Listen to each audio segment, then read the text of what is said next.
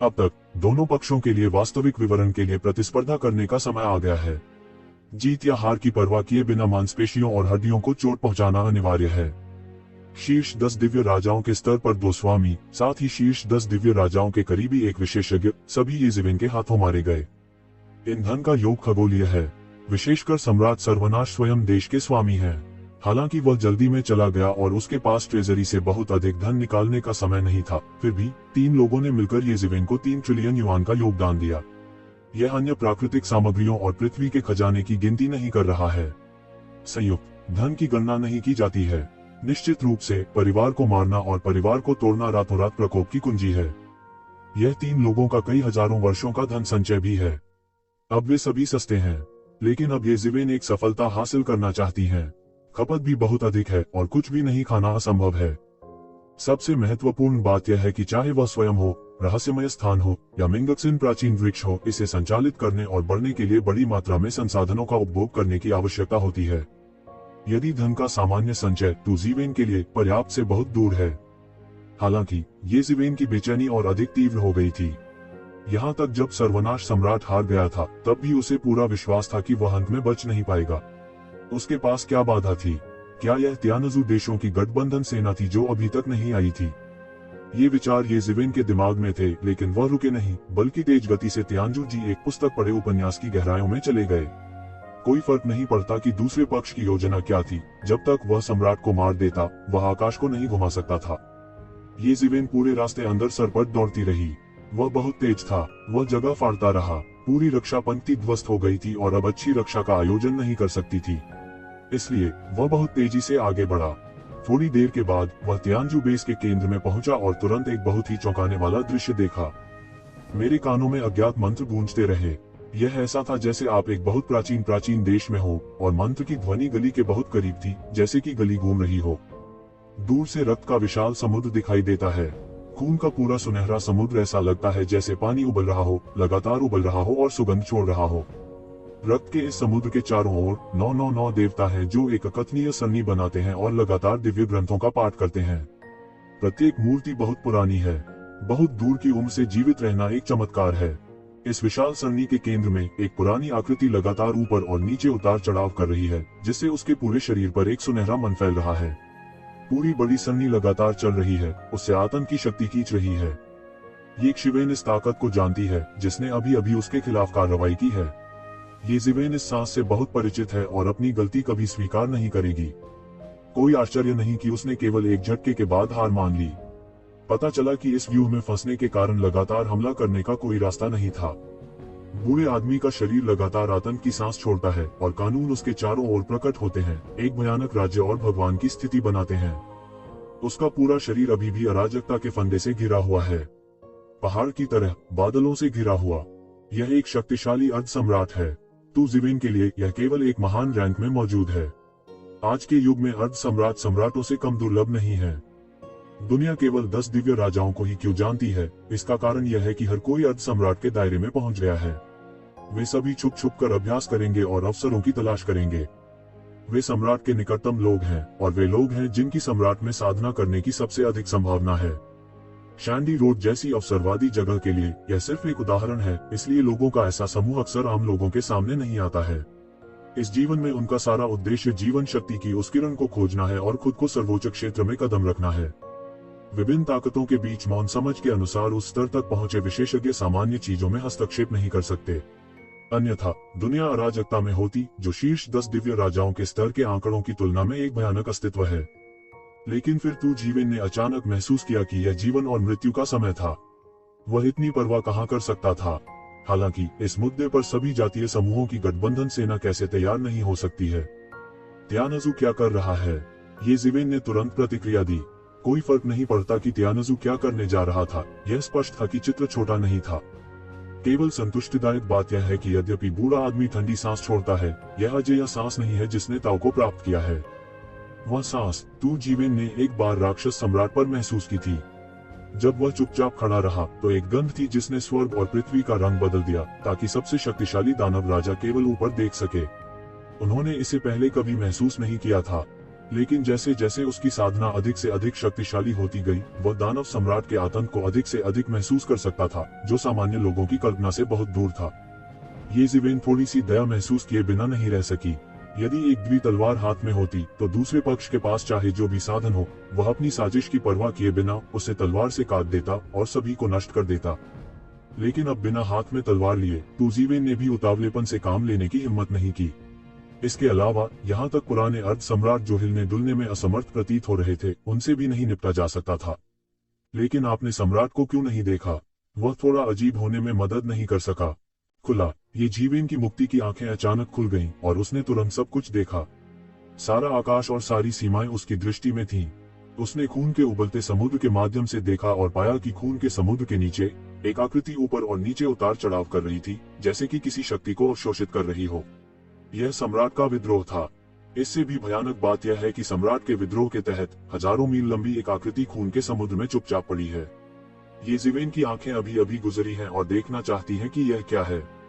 लेकिन एक पल के लिए दबाव की एक लहर लुढ़क गई और लगभग येज़ेबेल की मुक्ति की आंख नहीं फटी। अगर येज़ेबेल ने समय रहते अपनी आंखें नहीं कटवाई होती, तो वह खुद को बुरी तरह से चोटिल कर लेता। सम्राट लाश, यह एक सम्राट लाश है। येज़ेबेल अचानक उछल पड़ी। रक्त के समुद्र के नीचे एक सम्राट का शरीर छिपा था। येज़ेबेल को अचानक इस युद्ध के मैदान के बारे में किंवदंती याद आ गई। अग्नि के देवता ने एक बार उल्लेख किया था कि इस युद्ध के मैदान में एक सम्राट को दफनाया गया था, लेकिन उन्होंने इसे गंभीरता से नहीं लिया क्योंकि ऐसी अफवाह थी। लेकिन यह केवल एक अफवाह थी, क्योंकि इस युद्ध के मैदान में किसी को भी इस सम्राट का शरीर कभी नहीं मिला था और यह तियानजू के लोगों द्वारा पाया गया था। सबसे खास बात यह है कि अगर आम लोगों को यह मिल भी जाए तो वे सम्राट के शरीर के करीब नहीं जा सकते। यहाँ तक अगर देवता गिरते हैं तो वे स्वर्ग और पृथ्वी के नियमों के अनुसार स्वचालित रूप से गिरेंगे और रक्षा करेंगे, एक दिव्य मकबरे का निर्माण करेंगे, अकेले सम्राट के पतन को छोड़ दें। गिर भी जाए तो शरीर पर दाग नहीं लग सकता। ज्यादातर लोगों के पास करीब आने का ज्यादा मौका भी नहीं होता है। क्या यह चेंगदाओ अवसर के कारण है? येज़ेबेल ने अचानक अपने मन में एक संभावना के बारे में सोचा। अगर सम्राट भी इस सम्राट की लाश से संपर्क कर सकता है, तो मुझे डर है कि सब कुछ स्पष्ट हो जाएगा। तियानजू अवश्य ही कुछ भयानक योजना बना रहा होगा, लेकिन सभी जातीय समूहों की मित्र सेनाएं बिल्कुल भी तैयार नहीं हैं। पहले पागल ताओवादी पुजारी की अफवाहों के बारे में सोचते हुए येज़ेबेल को और भी बुरा लगता है। धिक्कार है, क्या चल रहा है? इस समय आकाश पर लड़ाई से तूज़ीवेन जाग गया था। जेन, जेन, जेन, आसमान पर हजारों तलवारें प्रतिस्पर्धा कर रही हैं। प्रत्येक तलवार हजारों मील लंबी है, पर्वतों की तरह आकाश पर दबाव डालती है। यह तलवार की भावना थी जो कि सर्वनाश की तलवार और एक द्वि तलवार के बीच की लड़ाई से भड़क उठी, आकाश को चीरती हुई, और कानून एक के बाद एक स्पष्ट होते गए, जैसे दो अजेय सम्राट लड़ रहे हों। ताओ क्यूई के ठीक होने के बाद इसकी शक्ति वास्तव में मजबूत और भयावह है। दोनों पक्षों ने यहाँ सितारों की गहराई से मार डाला है। एक द्वि तलवार पूरे रास्ते लुढ़क गई और सर्वनाश तलवार को हरा दिया। वह पीछे हटता रहा और पूरी तरह से हार गया। अपने चरम पर तियान की सम्राट की तलवार आहबी की तलवार के साथ प्रतिस्पर्धा कर सकती है, लेकिन मास्टर के नियंत्रण के बिना तियान की सम्राट की तलवार का केवल आधा हिस्सा है और शेष आधे को आहबी की तलवार ने निगल लिया है। हालांकि वह अभी अभी गुस्से में उससे लड़े, लेकिन वह वास्तव में उसका विरोधी नहीं है। स्वर्ग और पृथ्वी के बीच इन दो यंत्रों की उत्तेजना के तहत ऐसा लगता है कि एक सांस चलने के लिए तैयार है, और यहाँ तक एक दूर के स्थान से बाहर एक सांस भी आकाश में प्रवेश करती है और ऊपर गिर जाती है। येज़ेबेल महसूस कर सकते थे कि ऐसा लगता है जैसे स्वर्ग की दुनिया में एक के बाद एक कई ताओवादी उपकरणों को पुनर्जीवित किया गया हो। इस बल के कर्षण के तहत वे स्वतः ही अंतहीन नींद से पुनर्जीवित हो गए। यह एहसास बेहद चौंकाने वाला है। ऐसा लगता है कि स्वर्ग और पृथ्वी के सभी सम्राट एक समय के लिए इकट्ठे हुए हैं। यह कुछ ऐसा है जिसे आम लोग महसूस नहीं कर सकते। येज़ेबेल इसे नाग की तलवार से अभ्यास करके महसूस कर सकती हैं। केवल उसी स्तर के ताओ उपकरण ही ताओ को समझ सकते हैं। किसी भी ताओ यंत्र की पुनर्प्राप्ति स्वर्ग की दुनिया में एक बड़ी घटना है। त्यानयुवान दर्पण में भी कमजोर प्रेरण है। हालांकि त्यानयुवान दर्पण अधिक गंभीर रूप से क्षतिग्रस्त है और ताओवादी उपकरण के रूप में अपना स्तर भी बनाए नहीं रख सकता है, यह सामान्य जादू उपकरणों से अलग है। येज़ेबेल को केवल एक ही एहसास है कि चीजें वास्तव में बड़ी और बड़ी होती जा रही हैं। ऐसा लगता है कि कुछ पूरी तरह से उसके नियंत्रण से बाहर है, लेकिन ऐसा हुआ है। चीजें अचानक बदल गईं, लेकिन मैंने एक चित्र स्क्रॉल को आसमान से गिरते और एक दुनिया में विकसित होते देखा। यह अचानक आकाश को कुचलकर नीचे गिर गया। लक्ष्य और कुछ नहीं था, यह नाग की तलवार थी। इस चित्र स्क्रॉल में भयानक ताओवादी वाद्य यंत्रों का खतरा भी था। येज़ेबेल अचानक उछल पड़ी। यह कहा जा सकता है कि कई जादुई उपकरणों में नाग की तलवार का अस्तित्व तियानयुआन दर्पण के बाद दूसरे स्थान पर है। बूम! ताओवादी यंत्रों के टक्कर प्रकाश ने सब कुछ नष्ट कर दिया। ब्रह्मांड ढह जाता है, कानून ध्वस्त हो जाता है और ताओ और क्यूई की टक्कर में सब कुछ पूरी तरह से फ्लाई ऐश में बदल जाता है। पियरलेस शार्प एज टकरा रही है। आकाश पर 3 ताओवादी यंत्र आश्चर्यजनक रूप से टकरा रहे हैं और सब कुछ नष्ट कर रहे हैं। आतंक की गति बढ़ गई और सभी प्राणी कांप रहे थे। इस तरह की टक्कर से वे रेंगते हुए नीचे गिरे।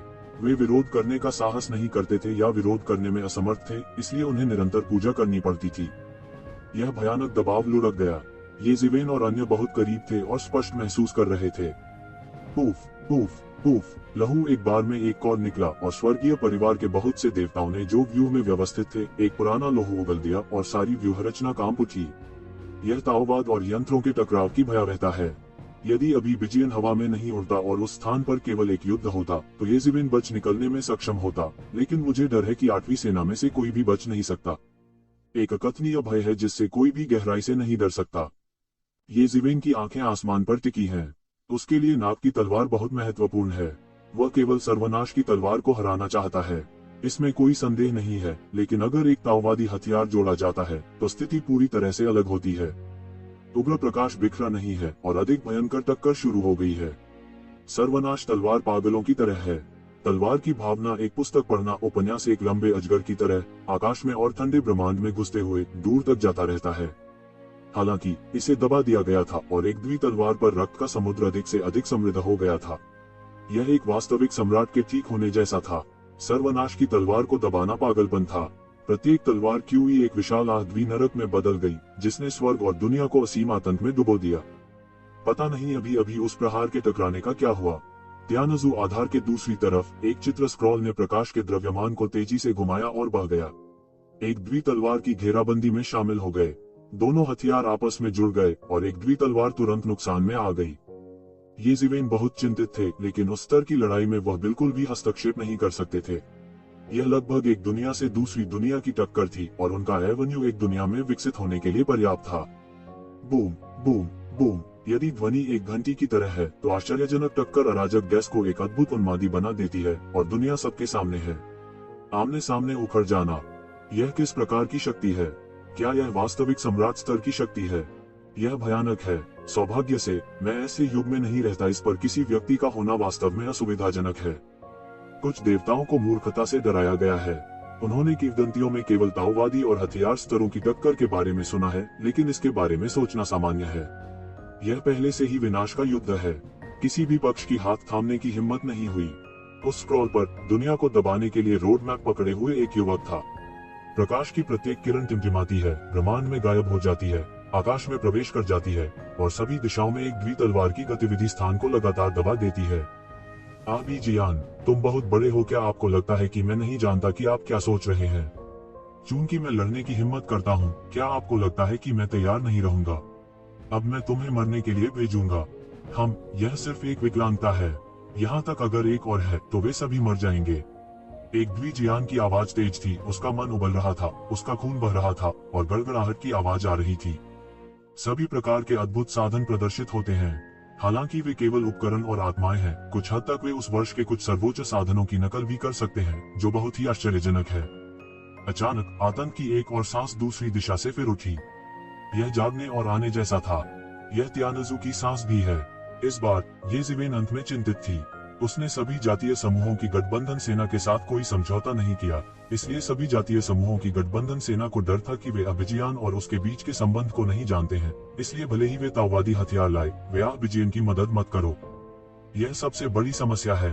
हालांकि ताओवादी उपकरण सभी जादुई उपकरणों का अंतिम बिंदु है और सर्वोच्च है, ऐसा नहीं है कि यह क्षतिग्रस्त नहीं होगा।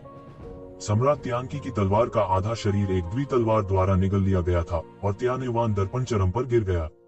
यहाँ तक एक शिवेन द्वारा भी इसे दबा दिया गया था, जो शुरुआत में कुछ भी नहीं था।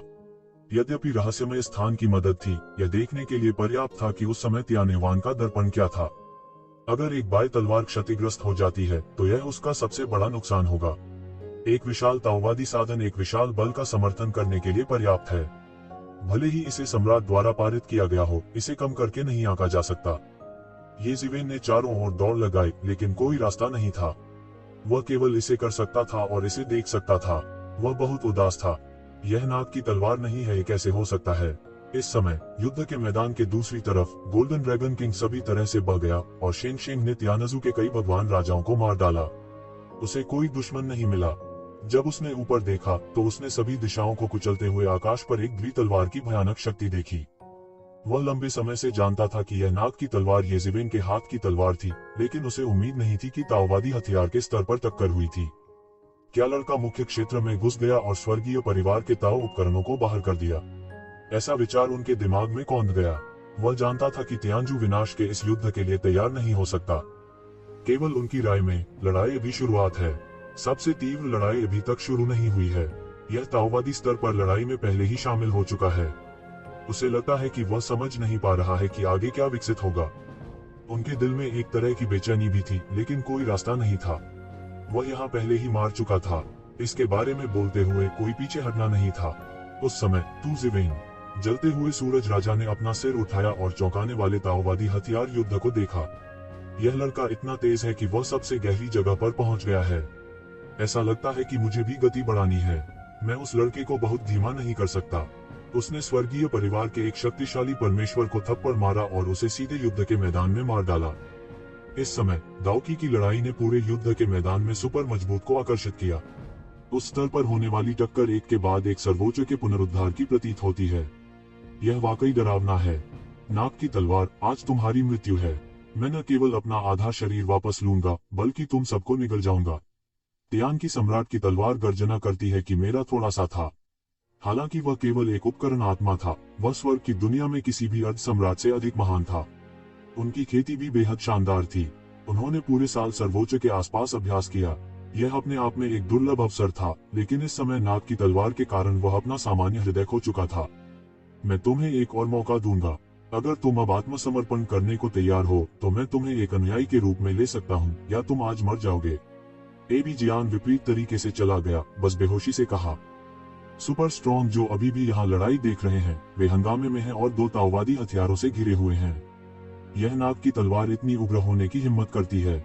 यह पागलपन है। आपके पास विजेता की मुद्रा नहीं है। क्या आपको लगता है कि मैं आपके विवरणों को नहीं जानता? अपने गुरु की मदद के बिना क्या आपको लगता है कि आप उन वर्षों में उससे बेहतर हैं? यह उन वर्षों के समान नहीं है। सम्राट तियानकी की तलवार ने छलनी कर दी।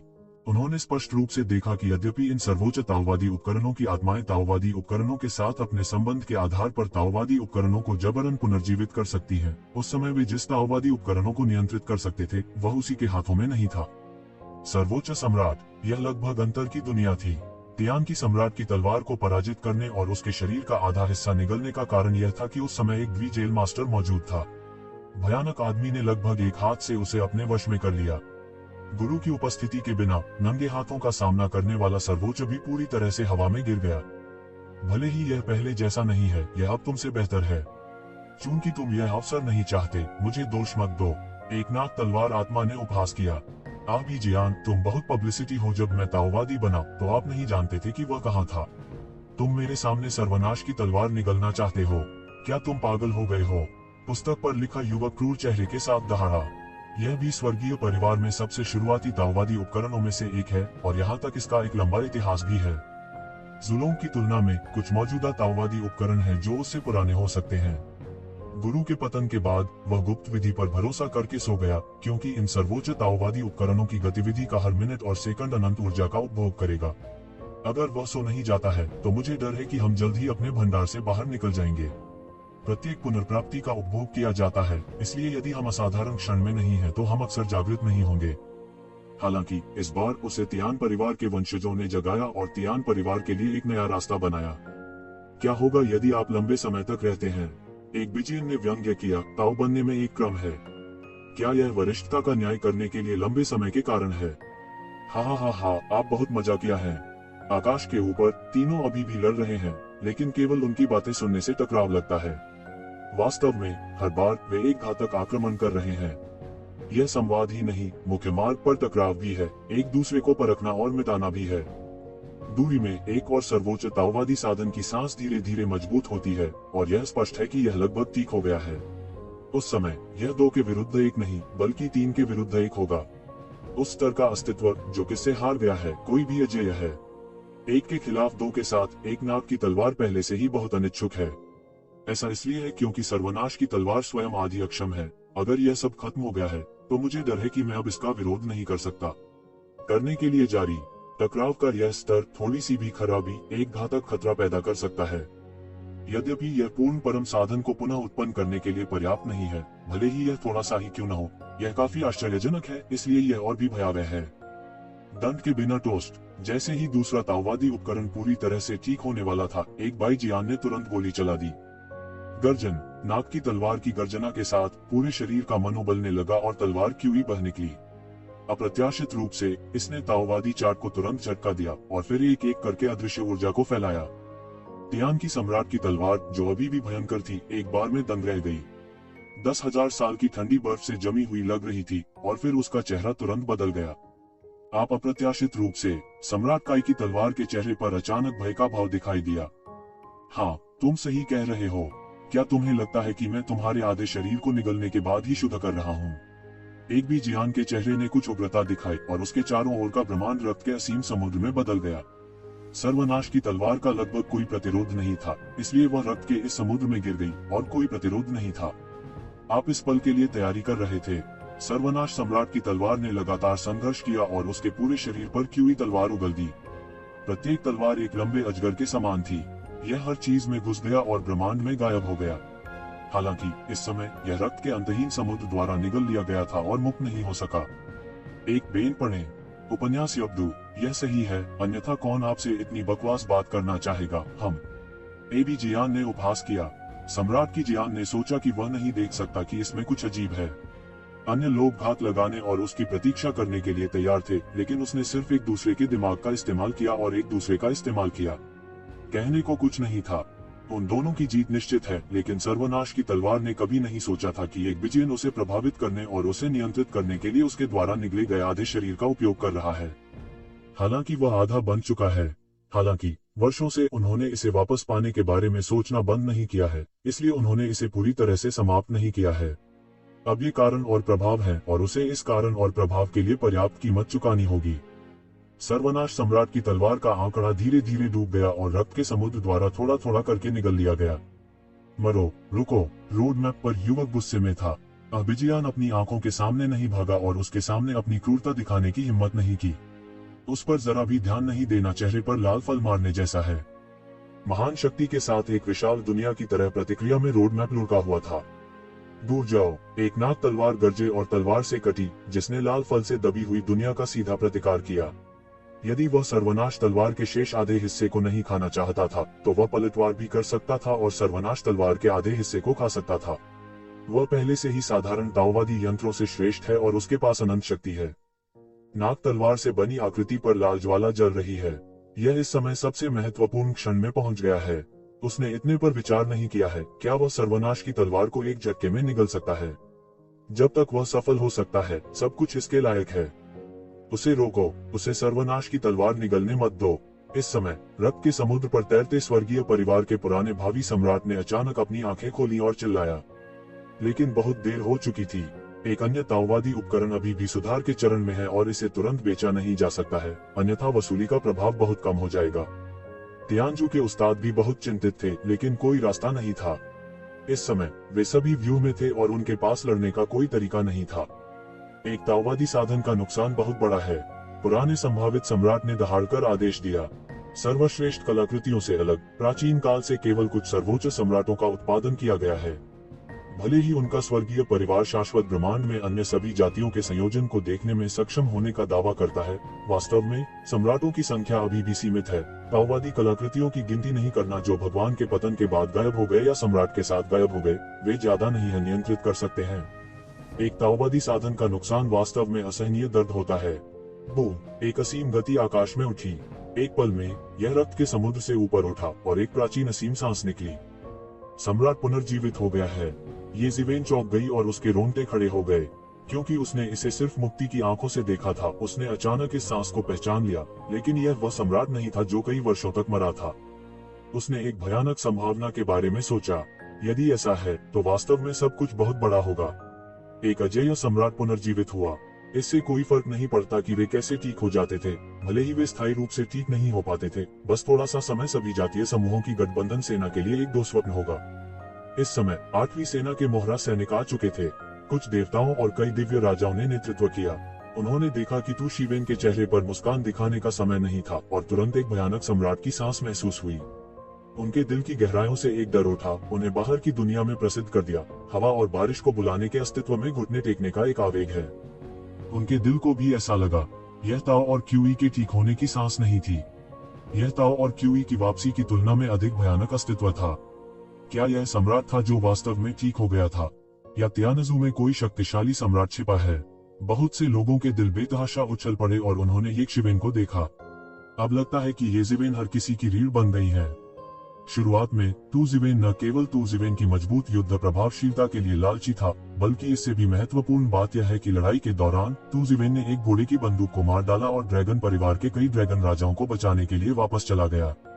बहुत से लोग ये शिवेन और ड्रैगन परिवार के बीच आभार और नाराजगी के बारे में अस्पष्ट नहीं है, लेकिन इस वजह से ये शिवेन सभी की नजरों में अधिक भरोसेमंद हो गए हैं। जब तक आप उसकी आज्ञा के अधीन हैं, भले ही आप पहले गंदे हो, आपको चिंता करने की जरूरत नहीं है कि ये शिवेन अचानक एक काला हाथ ले लेंगे। ऐसे बॉस को कौन फॉलो नहीं करना चाहता? सामान्य परिस्थितियों में उनके लिए एक व्यक्ति को प्रस्तुत करना बिल्कुल असंभव है। वे एक अस्थायी स्थिति और प्रसिद्ध पक्ष के अस्तित्व में रहने को तैयार हैं। हालांकि इस समय स्थिति बिल्कुल अलग है। ऐसे हंगामे में अतीत की कोई भी प्रतिष्ठा बेकार है। यदि आप अपने जीवन की रक्षा करना चाहते हैं, तो आपके पास एक मजबूत नेता होना चाहिए। 8वीं सेना पूरे रास्ते दौड़ी, लेकिन नुकसान बहुत बड़ा नहीं था। कारण यह था कि ये शिवेन ने सामने का रास्ता खोल दिया। लीजन के कई नेताओं के विपरीत वह सिर्फ प्रभारी के रूप में बैठा और व्यूह को लूटा।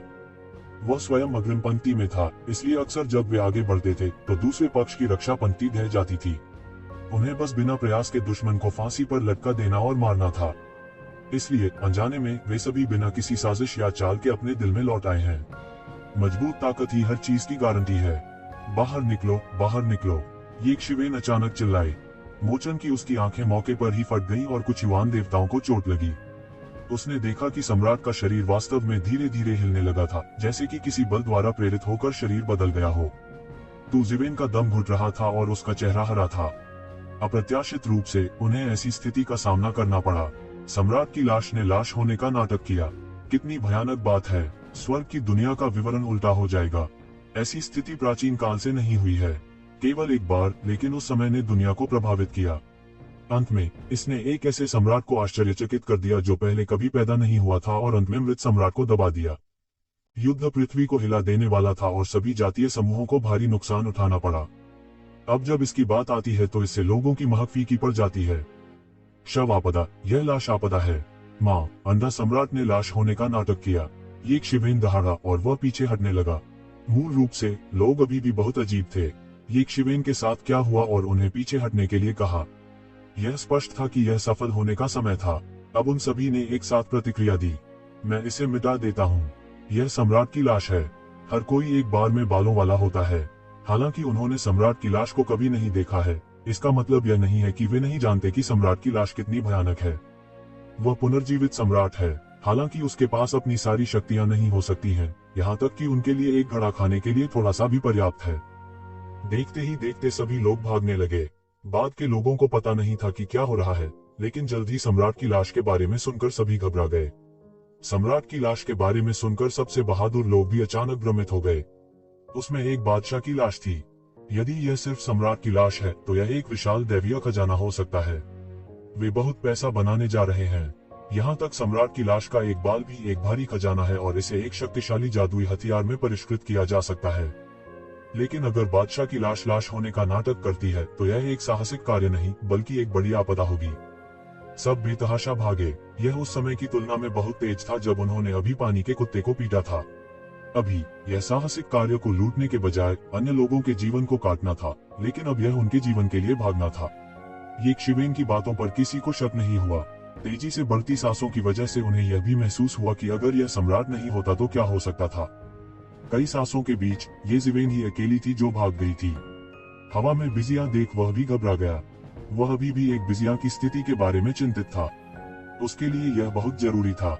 एक द्वि तलवार द्वारा परिष्कृत रक्त का समुद्र बड़ा और बड़ा होता जा रहा है। सम्राट की तलवार की क्रोधित गर्जना पूरे आकाश में देखी जा सकती है और सम्राट की तलवार को बचाने के लिए रोड मैप को लगातार दबा दिया जाता है, लेकिन इसे एक द्वि तलवार द्वारा वापस अवरुद्ध कर दिया जाता है।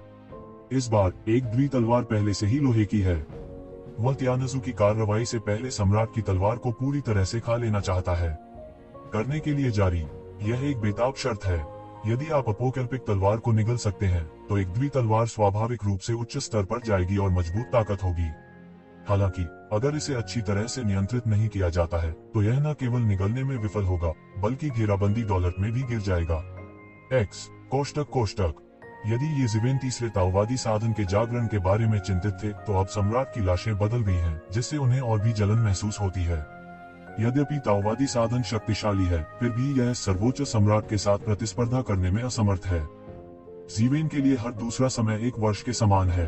एक द्वि तलवार को धीरे धीरे रक्त के समुद्र के साथ सर्वनाश तलवार को घेरते हुए अगली तस्वीर स्क्रॉल पर युवक पागल हो गया है और क्रूर दिख रहा है। वह एक द्वि तलवार को पूरी तरह से उड़ा देना चाहता है। यह करो, वहाँ का आदमी उसका वर्तमान मालिक है। उसे मार डालो, उसे मार दो। सर्वनाश की तलवार जमकर गरजती है। उसने येशिवेन को देखा जो नीचे नहीं गया था। पिक्चर स्क्रॉल पर मौजूद युवक ने लगभग तुरंत प्रतिक्रिया व्यक्त की और फिर शक्तिशाली शक्ति को नीचे गिराते हुए येशिवेन पर झपटा। मैं जाऊंगा। जैसे ही तू जीवेन ने युवक के प्रभाव को देखा, भयानक शक्ति ने आकाश को ढहा दिया और तू जीवेन ने एक पल में भयानक शक्ति को महसूस किया। बूम! पहाड़ की चोटी पर हुआ हमला येजीवेन के पैरों में फट गया और एक बड़ा छेद जमीन से बाहर निकल गया। यह हजारों मील के आसपास ढह गया और यहाँ तक त्यानजू द्वारा व्यवस्थित बड़ी सरनी को भी प्रभावित किया। वह येशिवेन को जिंदा पकड़ना भी नहीं चाहता था, लेकिन एक सांस में येशिवेन को मारना चाहता था। येजीवेन एक द्वि तलवार के भगवान के दिल से जुड़ा हुआ है। हालांकि वह एक द्वि तलवार को वश में करने से बहुत दूर है। यदि वह मारा जाता है, तो यह एक द्वि तलवार को चोट पहुंचाने के लिए पर्याप्त है। वह भी एक ताओवादी यंत्र है, इसलिए ये बातें बहुत स्पष्ट हैं। पहुंचना, येशिवेन ने चुपके से डांटा। इस समय वह हजारों मील दूर चला गया था और उसके पीछे अंतरिक्ष के पंख लगातार धड़क रहे थे। अभी अभी वह लगभग तलवार के हथियार से मारा गया था। झाड़ू लगाने के तुरंत बाद ही येजीवेन का खून उसकी छाती के बीच आ गया था और ऐसा लगा जैसे खून की उल्टी हो रही हो। मरना, पिक्चर स्क्रॉल पर युवक क्रूर लग रहा था और उसे आकाश के लटकते हुए पंख की तरह थप्पड़ मारा। एक पल में उसने स्वर्ग और पृथ्वी को कैद कर लिया और सभी स्थानों और कानूनों को अवरुद्ध कर दिया। गधे, एक द्विजियान गुस्से में है। वह अब एक महत्वपूर्ण समय पर है। उसे बचाना चाहिए या नहीं? हालांकि इस समय लेकिन येजीवेन से एक धधकती हुई रोशनी निकली और उसे उसमें लपेट लिया। झटका नीचे गिर गया और अप्रत्याशित रूप से हिल गया और उसकी हथेली उड़ गई। क्या चल रहा है? एबी जियान ने देखा और सोचा। उसकी आंखें गहरी थीं और धूल में घुस गईं। उसने येजीवेन के शरीर पर दिव्य प्रकाश की एक चमक देखी। उसने रंग बिरंगा चोगा पहन रखा था। उसे पता ही नहीं चला कि कब उसे कपड़े पहना दिए गए और उसने प्रहार का विरोध किया। वह है समय पोशाक। यह लड़का कौन है? वह बहुत भाग्यशाली है। एक बिजियन ने तुरंत पहचान लिया कि येजीवेन का लहंगा पौराणिक समय का लबादा था जिसने एक बार दुनिया को हिला दिया था। उसने एक बार इसे दूर से देखा था। उस समय समय के भगवान अजेय थे और इस मामले में समय का वस्त्र था। दुनिया के लिए जाना जाता है। इस समय येशिवेन के बारे में उसका मूल्यांकन थोड़ा अधिक था। प्रकाश त्यानयुवान दर्पण का अधूरा सर्वोच्च ताओवादी उपकरण था। बाद में उन्हें पूरी तलवार और इस बार लबादा मिला। येजीवेन का विवरण भी अनजाने में भयानक स्तर तक गहरा है। सामान्य वंशानुक्रम से बिल्कुल अलग, टूजीवेन के पास परिष्कृत करने के लिए कोई विभिन्न तरीके नहीं है और केवल शक्ति के साथ कौशल को तोड़ सकते हैं। विरासत में मिले लोगों की तुलना में जबरन शोधन करना अधिक कठिन लगता है, लेकिन फिर भी उसकी किस्मत पूरी तरह से आसमान के खिलाफ है। पहले उसने सोचा कि येशिवेन एक बोझ है, लेकिन अब ऐसा लगता है कि ऐसा बिल्कुल नहीं है। समय के साथ और उसका कौशल दिव्य राजा के शिखर पर पहुंच गया है, वह मदद कर सकता है। अब समग्र स्थिति उनके लिए बहुत प्रतिकूल है।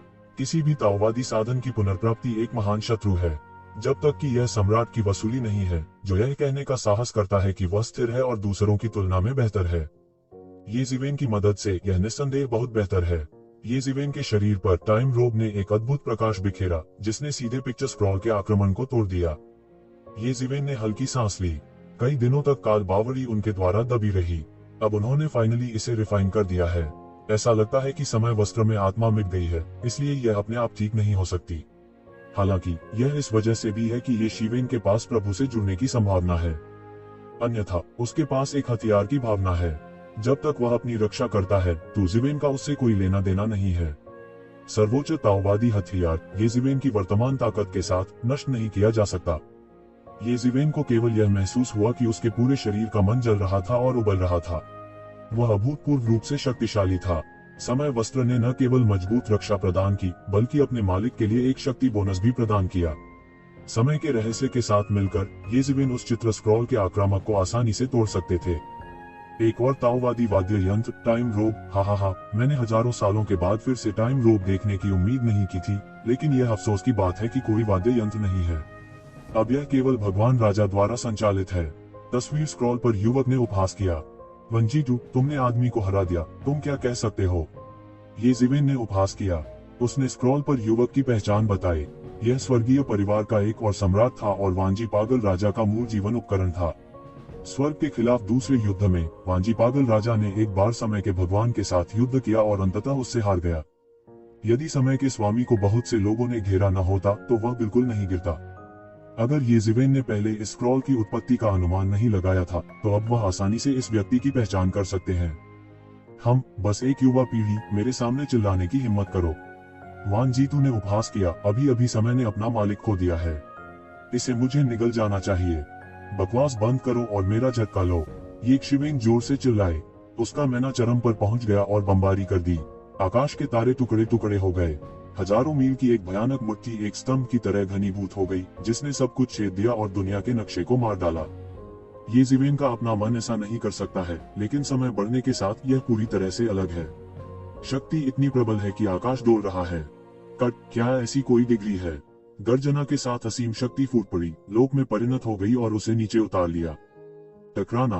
उत्कृष्टता के एक छोटे से क्षण में दुनिया को ये ज़िवेन की मुट्ठी की ताकत से भेद दिया गया था और वह दुनिया के नक्शे में धमाका कर गया। धिक्कार है, मुसीबत के समय की शक्ति। वान जीतू ने बार बार आक्रमण शुरू किया और तभी ये ज़िवेन का हमला सपाट हो गया। फिर से आओ। ये ज़िवेन एक सांस में दहाड़ा और फिर से बाहर निकली, इस उम्मीद में कि बीमारी में देरी होगी और वांजी के नक्शे में रहेगी। जब एक नाग की तलवार सर्वनाश की तलवार को खा जाती है तो यह कहना आसान होता है। इसके अलावा उसकी वर्तमान स्थिति में एक मिनट की भी देरी नहीं की जा सकती, क्योंकि हर मिनट और हर सेकंड उसके विशाल संसाधनों को जला रहा है। रास्ते में तू ज़िवेन ने बहुत सारी दौलत लूटी, लेकिन इस समय वह पागलपन से उपभोग कर रहा है। उसने सोचा कि इसका उपयोग राज्य के बाद के चरण को तोड़ने के लिए किया जा सकता है। अब ऐसा लगता है कि कोई रास्ता नहीं है। टाइम रोब में कोई आत्मा नहीं है, इसलिए स्वतंत्र रूप से पुनर्प्राप्त करना असंभव है। इसके अलावा इतने वर्षों तक बाहिनिया राजा के ताबूत चुन द्वारा दबाए जाने के बाद यह पहले ही अपनी ऊर्जा का उपभोग कर चुका है। इस समय यह ये ज़िवेन द्वारा जबरन पुनर्प्राप्त किया गया था और खपत की गई ऊर्जा स्वाभाविक रूप से ये ज़िवेन की अपनी ऊर्जा है। हालांकि उसके पास बहुत अच्छी दौलत है, लेकिन वह ताओवादी वाद्य यंत्रों का उन्मादी उपभोग नहीं कर सकता, इसलिए वह केवल लड़ सकता है। यह जितनी तेजी से हल होगा उसके लिए उतना ही फायदेमंद होगा। इसके अलावा अगर इसमें देरी होती रही तो तीसरा ताओवादी उपकरण पूरी तरह से ठीक हो जाएगा और सम्राट की लाश पूरी तरह से नकली लाश बन जाएगी। उस समय मुझे डर है कि समस्या बड़ी होगी। इसके अलावा सबसे महत्वपूर्ण बात यह है कि वह 8वीं सेना के पीछे हटने के लिए भी समय खरीदना चाहता है। इस बार वह पूरी तरह से समझ गया है कि त्यानजू द्वारा सभी जातीय समूहों की गठबंधन सेना की योजना बनाई गई है। यह एक बहुत बड़ा जाल है और सभी जातीय समूहों की गठबंधन सेना वास्तव में अंदर घुस गई है। यदि यह केवल एक साधारण शक्ति टकराव है तो त्यान परिवार की शेष बुराइयों और सभी जातीय समूहों की गठबंधन सेना के बीच का अंतर बहुत अलग है। हालांकि अगर कोई वाक्य है कि सम्राट की लाश होने का नाटक करती है तो स्थिति तुरंत अलग हो जाएगी और स्थिति तुरंत उलट जाएगी। अब वह केवल एक क्षण की देरी कर सकता है। भले ही आप समय का चोला पहन लें, तिलचीटियां आखिर तिलचीटियां ही होती हैं, सिर्फ इसलिए कि तुम ऐसी लड़ाई में शामिल होना चाहते हो, तुम सच में मरना चाहते हो। वान जीतू ने एक क्रूर मुस्कान दिखाए, साथ ही वह बहुत गुस्से में था और ये ज़िवेन द्वारा विलंबित किया गया। यह एक मास्टर के बिना बस एक टूटी हुई बस्ती है। चिल्लाने की हिम्मत करो। तू ज़िवेन ने मजाक उड़ाया और मजबूत युद्ध प्रभावशीलता के साथ जवाब दिया। उसके पीछे अंतरिक्ष के पंख बेतहाशा और लगातार चमकते थे और दुनिया एक पागल कंपन की शुरुआत करती थी। ब्रश। उसका पूरा व्यक्तित्व प्रकाश के पिंड में बदल जाने, समय और स्थान को पार करने, 10,000 सीमा मानचित्र के सामने प्रभाव डालने और एक ही झटके में सब कुछ भेदने जैसा है। वान जीतू ने केवल कुछ ठंडी हंसी दिखाई। यह झटका आम लोगों के लिए मजबूत और कठिन लगता है, लेकिन इससे उन्हें कोई फर्क नहीं पड़ता। उनके पूर्व विरोधियों में से कौन अब तू ज़िवेन से अधिक शक्तिशाली नहीं है? टकराना। जैसे ही वंजीटू का विचार आया, उसे एक शिवेन की मुट्ठी ने उड़ा दिया। पूरा आत्मा शरीर उसी स्थान पर फट गया और आकाश को चकनाचूर कर दिया। इस मुट्ठी के नीचे सब कुछ पूरी तरह से नष्ट हो गया और 6 संसार की शक्ति ने सब कुछ दबा दिया। धिक्कार है, धिक्कार है। वंजीटू दहाड़ता है और दूर से स्पिरिट बॉडी को इकट्ठा करता है। 10,000 सीमा मानचित्र के नोमेनन को नष्ट करना कठिन है, लेकिन इसका मतलब यह नहीं है कि उसका आध्यात्मिक शरीर अजेय है। करने के लिए जारी। यह झटका वास्तव में शिखर के करीब था, जिससे वंजीटू को बड़ा नुकसान हुआ, जिसने सोचा कि वह आसानी से येजिवेन को रोक सकता है। येजिवेन के कदम ने वास्तव में पागलपन को मार दिया है। समय का नियम, समय के नियम को धिक्कार है। वंजीटू दहाड़ा। यह समय के वस्त्र से जुड़ा समय का नियम है। वास्तव में असली कारण यह है कि उन वर्षों में समय के भगवान से निपटना इतना कठिन क्यों था। समय के स्वामी, समय के नियम द्वारा संरक्षित, यहाँ तक कि कई सम्राटों से लड़ने का साहस किया।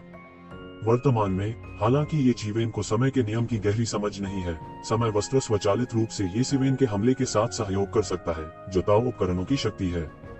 वह इतना क्रोधित और लापरवाह था कि उसने सोचा कि वह एक शिवेन को हरा सकता है और मूल रूप से उसे मार सकता है। लेकिन प्रोफेसर यी को बहुत नुकसान हुआ। वह भूल गया था कि जीवेन ने एक बार प्रसिद्ध समय के भगवान का समय वस्त्र पहना हुआ था। यदि ये जीवेन एक वास्तविक सम्राट का सामना कर रहा है, भले ही उसने समय का चोला पहन रखा हो, वह बेकार है और मरना चाहता है। हालांकि वह एक सम्राट नहीं है। वंजीटू एक सम्राट नहीं है, बल्कि ताओवादी वाद्य यंत्र की एक वाद्य आत्मा है। फिर से आओ। ये जीवेन ने एक गहरी सांस ली, आसपास की सारी आभा को अपने पेट में समा लिया, भस्म किए गए मन को पूरक किया और फिर एक और मुक्का मारा। 6 पुनर्जन्म बॉक्सिंग अर्थ क्लैंक एक डरावनी में बदल गया। किताब पढ़ा, उपन्यास के 6 रूलेट, सभी पक्षों को दबा दिया। वंजीटू ने भी एक शक्तिशाली हमला किया, येजिवेन से टकराया और एक तेज रोशनी में फट गया, जैसे दुनिया का अंत आ रहा है। देखो, मैं तुम्हें दबा रहा हूँ। मैं चाहता हूँ कि तुम जान लो कि भले ही तुम समय का चोला पहन लो, तुम एक चींटी हो। वंजीटू दहाड़ा। दोनों पक्षों की शक्ति ने विश्व को झकझोर दिया और शून्य क्षण भर में फट गया। प्रकाश और छाया एक पल में उबल जाते हैं, अंत की तरह। इस युद्ध क्षेत्र की हलचल ने भी सभी को सतर्क कर दिया। 2 युद्ध क्षेत्रों में सम्राट स्तर की सांसें बढ़ रही हैं। तिल चींटियों, हा। ये जीवेन हंसा और वांजी के नक्शे के सामने खुद को धमकाया। एक पंच के साथ एक अवशेष छाया को उड़ा दिया गया और हवा की लहर और मुट्ठी की ताकत असीम हो गई, जिससे स्टार डोमेन ढह गया। हालांकि अनगिनत दौलत पागलों की तरह खाई जाती है। यह जल रहा था, लेकिन उसका दिल अतुलनीय रूप से खुश था। यह एक ऐसा क्षेत्र था जिसके लिए वह तरस रहा था, लेकिन पहले नहीं पहुंच सका। ऐसी शक्ति ने उन्हें अभूतपूर्व प्रसन्नता का अनुभव कराया। ऐसी अवस्था में हर मिनट और दूसरा उसके लिए एक बड़ी समझ और बड़ा लाभ है। दोनों स्टार फील्ड की गहराई तक पहुंचे हैं। दोनों पक्षों के पास अकल्पनीय शक्ति है। शिखर भगवान राजा को पार करते हुए और यहाँ तक भावी सम्राट को भी ग्रहण लग जाएगा। यह सम्राट की अनुपस्थिति में है। एक आतंकवादी बल जो स्वर्ग और दुनिया को धमकी देता है। टाइम रोप की सुरक्षा के साथ येजिवेन अन्य बातों पर विचार किए बिना अपना सर्वश्रेष्ठ प्रदर्शन कर सकते हैं।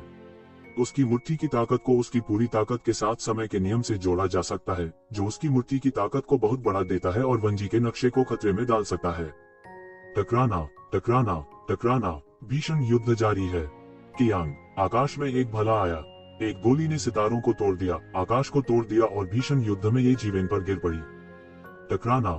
ये जीवेन का शरीर उल्टा उड़ गया और उसका चेहरा नीला और सफेद था। उसने करीब एक कौर भी खून नहीं उगला। यह एक और ताओवादी वाद्य यंत्र था। दाओ हथियार जो अभी पुनर्जीवित हो रहा था, अंत में पुनर्जीवित हो गया। स्प्लिट स्काई गन एक और स्प्लिट स्काई सम्राट का पोर्टेबल जादुई हथियार था। सम्राट गिरा नहीं था, लेकिन असीम अशांति में सील कर दिया गया था। उसने केवल इस बंदूक और अपनी खुद की नस की कुछ विरासत को छोड़कर सभी स्वर्ग और सभी दुनियाओं से संपर्क खो दिया। जब ताओवादी उपकरणों का मुकाबला करने की बात आती है, तो त्यानजू स्वर्ग की दुनिया में सभी जातीय समूहों की मित्र देशों की सेना के साथ तुलना करने में सक्षम होने से बहुत दूर है, क्योंकि यद्यपि त्यानजू में कई सम्राट हैं, वे अंतहीन शून्य में बंद हैं। शेष ताओवादी उपकरण मूल रूप से गिरे हुए सम्राट द्वारा छोड़े गए हैं। वे स्प्लिट स्काई गन की तरह हैं। वे भी दुर्लभ हैं, लेकिन वे केवल दुर्लभ हैं। उस अंतहीन उथल पुथल में कोई नहीं जानता कि वह कहाँ है। यह एक ऐसा स्थान है जहाँ कई सम्राट निर्वासन में हाथ मिलाते हैं। वे एक विशिष्ट समन्वय भी नहीं पा सकते हैं, अकेले भागने दें। वास्तव में यह गिरने से अलग नहीं है। कुछ लोग कहते हैं कि अनंत शून्यता के बाद एक विशाल संसार है। तियानजू के निर्वासित विशेषज्ञ वहाँ हैं। दूसरों का कहना है कि यह बिना किसी शक के सिर्फ एक मूक दुनिया है। समय शाश्वत है। दूसरों का कहना है कि यह एक अत्यंत बुरी जगह है। एक शब्द में अलग अलग राय हैं और सभी तरह की राय हैं। लड़का, मुझे नहीं पता कि तुम्हारे पास टाइम गाउन कहाँ से है, लेकिन तुम केवल एक बार के गाउन के साथ हमारे खिलाफ होने से बहुत दूर हो। आसमान को चीरता हुआ भला दिखाई देता है जिसके चारों ओर रक्त लाल होता है। इसमें एक के बाद एक दरारें पड़ रही हैं। यह एक विशेष कानून है। आकाश विभाजन कानून आकाश विभाजन के सम्राट द्वारा बनाया गया एक सर्वोच्च गुप्त कानून है। जब यह गहराई तक अभ्यास किया जाता है, भले ही भगवान की इच्छा उसके द्वारा विभाजित हो, इसलिए इसे आकाश विभाजक भाला कहा जाता है। ये शिवेन के पास कहने के लिए कुछ नहीं है, यह भी एक सच्चाई है। यहाँ तक अगर वंजीतु उसके द्वारा मारा जाता है तो भी आत्मा के शरीर को ज्यादा नुकसान नहीं होगा, क्योंकि उसका सार वंजीतु की तरह सबसे अच्छा ताओवादी साधन है। इसके विपरीत तू जिवेन समय के वस्त्र में लिपटा एक कमजोर शरीर है और इसकी तुलना करने का कोई तरीका नहीं है। वंजीतु की तुलना में स्प्लिट स्काई गन की दुष्ट आत्मा भारी होती है और मारक शक्ति अधिक शक्तिशाली होती है। जब वंजीतु उसके साथ प्रतिस्पर्धा करता है तो उसे कुछ नुकसान होता है, लेकिन स्प्लिट स्काई गन पूरी तरह से अलग है। वह लड़ने के लिए पैदा हुआ था। हालांकि ये जिवेन निराश नहीं है। भविष्य में एक दिन वह ऐसी अवस्था में पहुंचेगा और यहाँ तक कि ऐसी अवस्था को भी पार कर जाएगा। इस समय लोगों से हीन होने की कोई बात नहीं है। कियांग, स्प्लिट स्काई गन ने एक पल में गोली मार दी। चीनी पोशाक पहने एक अधेड़ उम्र के व्यक्ति ने अपने शरीर को हाथ में लिया और सीधे वार कर दिया। आसमान टूट गया और एक लटकती हुई स्टार नदी टूटकर मौके पर फट गई। उसका लक्ष्य ये जिवेन के माथे पर सीधे इशारा करना है, उसे सांस लेने का मौका नहीं देना है और उसे पूरी तरह से मारना है। क्या आप अभी भी बिना किसी उपकरण और आत्मा के केवल एक मृत वस्तु के साथ आकाश के खिलाफ जाना चाहते हैं? ग्रेग डे गन ने ठंडेपन से कहा। उसने ये जिवेन को बिल्कुल भी दिल पर नहीं लिया। यह बिल्कुल भी एक जैसी बात नहीं है। अपने आप को बहुत गंभीरता से मत लो, लेकिन यह सिर्फ खोए हुए कुत्तों का एक समूह है। ये जिवेन ने ठंडेपन से कहा कि उसका पूरा शरीर उबल रहा था जैसे कोई लौ जल रही हो। ऐसी लड़ाई दुनिया को हैरान करने के लिए काफी थी। इसकी तुलना में शीर्ष 10 दैवीय राजाओं का युद्ध तो कहने लायक ही नहीं है। इस तरह के युद्ध ने पूरे स्टार क्षेत्र के अंत को झकझोर कर रख दिया है। पूरा युद्ध क्षेत्र एक तारे के मैदान जितना बड़ा है। अंदाजा लगाया जा सकता है कि यह यहाँ कितना विशाल है, पर दोनों पक्षों की लड़ाई से सारे रंग क्षेत्र को अवगत हो गया। चिलचिलाती धूप राजा और गोल्डन ड्रैगन किंग के चेहरे अचानक बदसूरत लग रहे थे। वे मूर्ख नहीं थे, इसके विपरीत वे बहुत होशियार लोग थे, अन्यथा वे इस बिंदु तक साधना नहीं कर सकते थे। उन सभी ने एक साथ प्रतिक्रिया की। यह ताओवादी हथियार बहुत बार निकला। विनाश के ऐसे युद्ध में एक या दो ताओवादी हथियारों का प्रकट होना सामान्य बात है। आखिरकार यह त्यानजू का निवास स्थान भी है। एक ताओवादी हथियार का दिखाई देना सामान्य है, लेकिन अब अकेले त्यानजू की तरफ 3 ताओवादी हथियार हैं और दूसरी तरफ 2 ताओवादी हथियार हैं।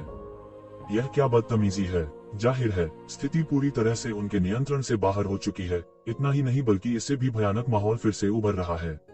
अपनी आंतरिक जानकारी के साथ वे तुरंत प्रतिक्रिया देते हैं कि यह सम्राट है और सम्राट ठीक हो रहा है, लेकिन इस मामले में सम्राट कैसे ठीक हो सकता है? जल्द ही उन्हें पीछे हटने वाली 8वीं सेना से खबर मिली कि सम्राट का शरीर पुनर्जीवित हो गया है, जो त्यानजू की साजिश थी। एक लंबी लड़ाई के बाद भी वे अचानक बालों से लथपथ हो गए और सम्राट का शरीर ठीक हो गया। कितनी भयानक बात है। सम्राट की लाश की बरामदगी ने एक बार पूरे स्वर्ग और सभी दुनिया की जीवन शक्ति को चोट पहुंचाई थी। अब तक यह सब बात है। कई ताओ उपकरणों की सामूहिक वसूली के साथ वे इस समय समस्या की गंभीरता को समझते हैं। लगभग तुरंत एक आदेश जारी किया गया था कि सभी जातीय समूहों की मित्र सेना युद्ध के मैदान से भाग जाए और वे हॉल के पीछे थे। लेकिन इस समय कुछ देर होती नजर आ रही है। 8वीं सेना की तुलना में जो पहले अंदर पहुंचे, इस दृश्य को देखा और पहले पीछे हट गए, वे थोड़ी देर से पीछे हटे। एक के बाद एक ताओवादी उपकरणों की सांस पुनर्जीवित हो गई और सभी दबी हुई सरनियां पुनर्जीवित हो गईं। यह देखते हुए कि उनकी साजिश का पर्दाफाश हो गया था, तियानजू ने बस अपने क्रूर पंजे और दांत दिखाए। सीधे घेरना शुरू किया। युद्ध के मैदान में एक पहाड़ जैसी विशालकाय आकृति दिखाई दी और वह भयानक सांस पूरे युद्ध के मैदान के सभी प्रकार के बड़े सरनियों में भी घुस गई। बहुत से लोग भयभीत थे और यहाँ तक कि कुछ देवताओं ने भी भूमि पर पूजा की और डर गए। बूम! वियान का फिगर एक पल में शूट हो गया और बड़े हाथ ने अचानक उसे दबा दिया। आकाश के तारे खुल गए। सड़क पर भागने वाले सभी जातीय समूहों की सहयोगी सेना के कई विशेषज्ञों के पास बचने का समय नहीं था। उनकी सीधे फोटो खींची गई। उनके सभी शरीर रक्तसार के एक द्रव्यमान में फट गए और फिर उन्हें अचानक विशाल आकृति द्वारा चूसा गया, जैसे स्वर्ग और पृथ्वी के सार को अवशोषित करना। हजारों विशेषज्ञों के पास प्रतिक्रिया करने का समय नहीं था और वे निगल गए थे। यह भयानक था। जाओ जाओ।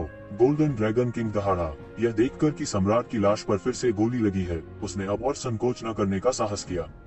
उसके शरीर पर जुल्फों की मुहर अचानक उड़ गई। आकाश तक एक लंबी गर्जना के साथ एक अराजक अजगर में बदल गया। आकाश में उठ गया, आकाश में चला गया और सम्राट की लाश को मारने के लिए दौड़ा। सीधे एक भयंकर लड़ाई शुरू की।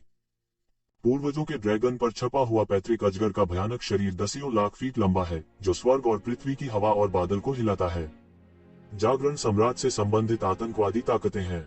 गर्जन। एक विशाल दहाड़ के साथ सम्राट की लाश ने थप्पड़ मारा और सीधे जुल्म की तस्वीर खींची और आग की रोशनी में फट गया। दुनिया के अंत के आगमन की तरह आकाश के तारे नीचे की ओर खींचे गए और फिर अचानक अलग हो गए। सभी गति से परे ऐसी गति और शक्ति स्वर्ग और पृथ्वी की चरम सीमा तक पहुंच गई प्रतीत होती है।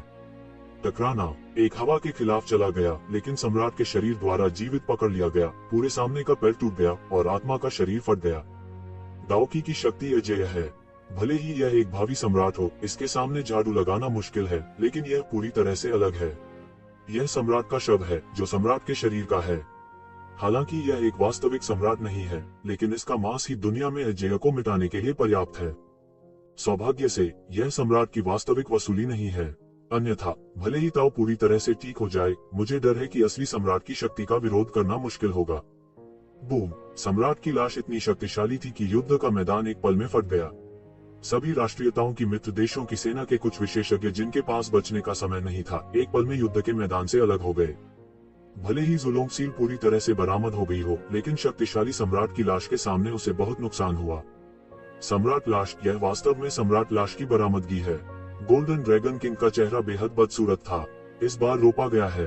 अगर ये जीवेन में से किसी के लिए नहीं था जिसने सबसे पहले खबर का खुलासा किया, अगर उसने शुरू करने से पहले अपने दिल को उछलता और बेहद खतरनाक महसूस नहीं किया, तो उसने सीधे जुल्म सील ले ली।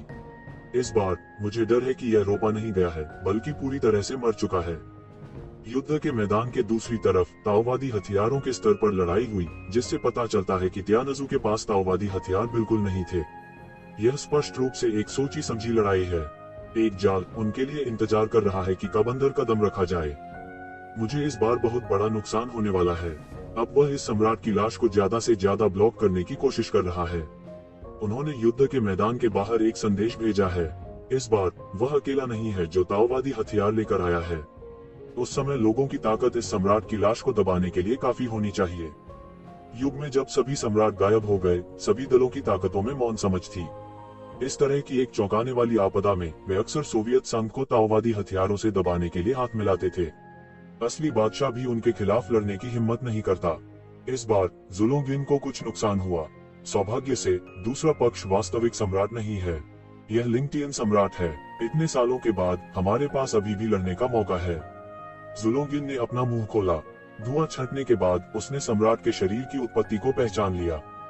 यह लिंगटियन सम्राट है। गोल्डन ड्रैगन किंग अपनी भौहें चढ़ाने से खुद को रोक नहीं सका।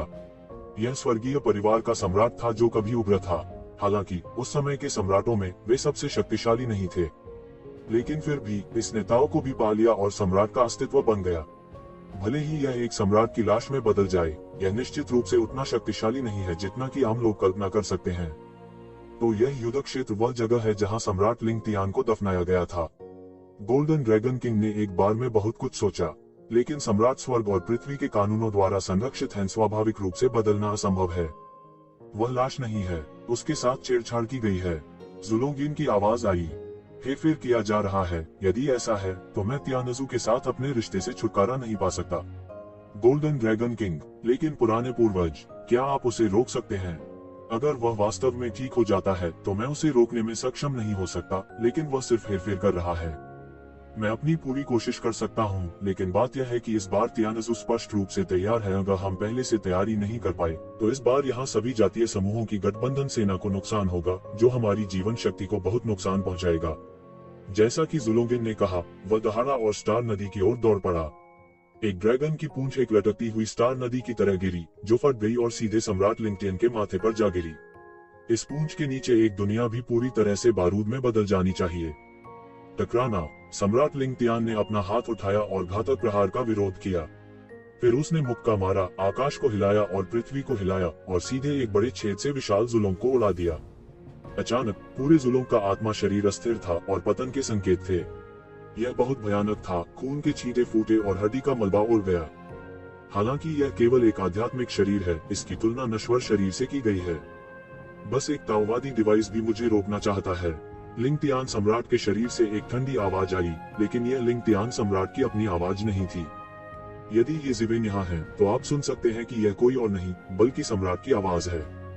इस समय जो व्यक्ति सम्राट लिंग तियान के सम्राट के शरीर को नियंत्रित कर रहा है, वह कोई और नहीं है, यह सम्राट का विद्रोही है। इस समय सम्राट का विद्रोही सम्राट लिंग तियान के शरीर में पूरी तरह से प्रकट हो गया है।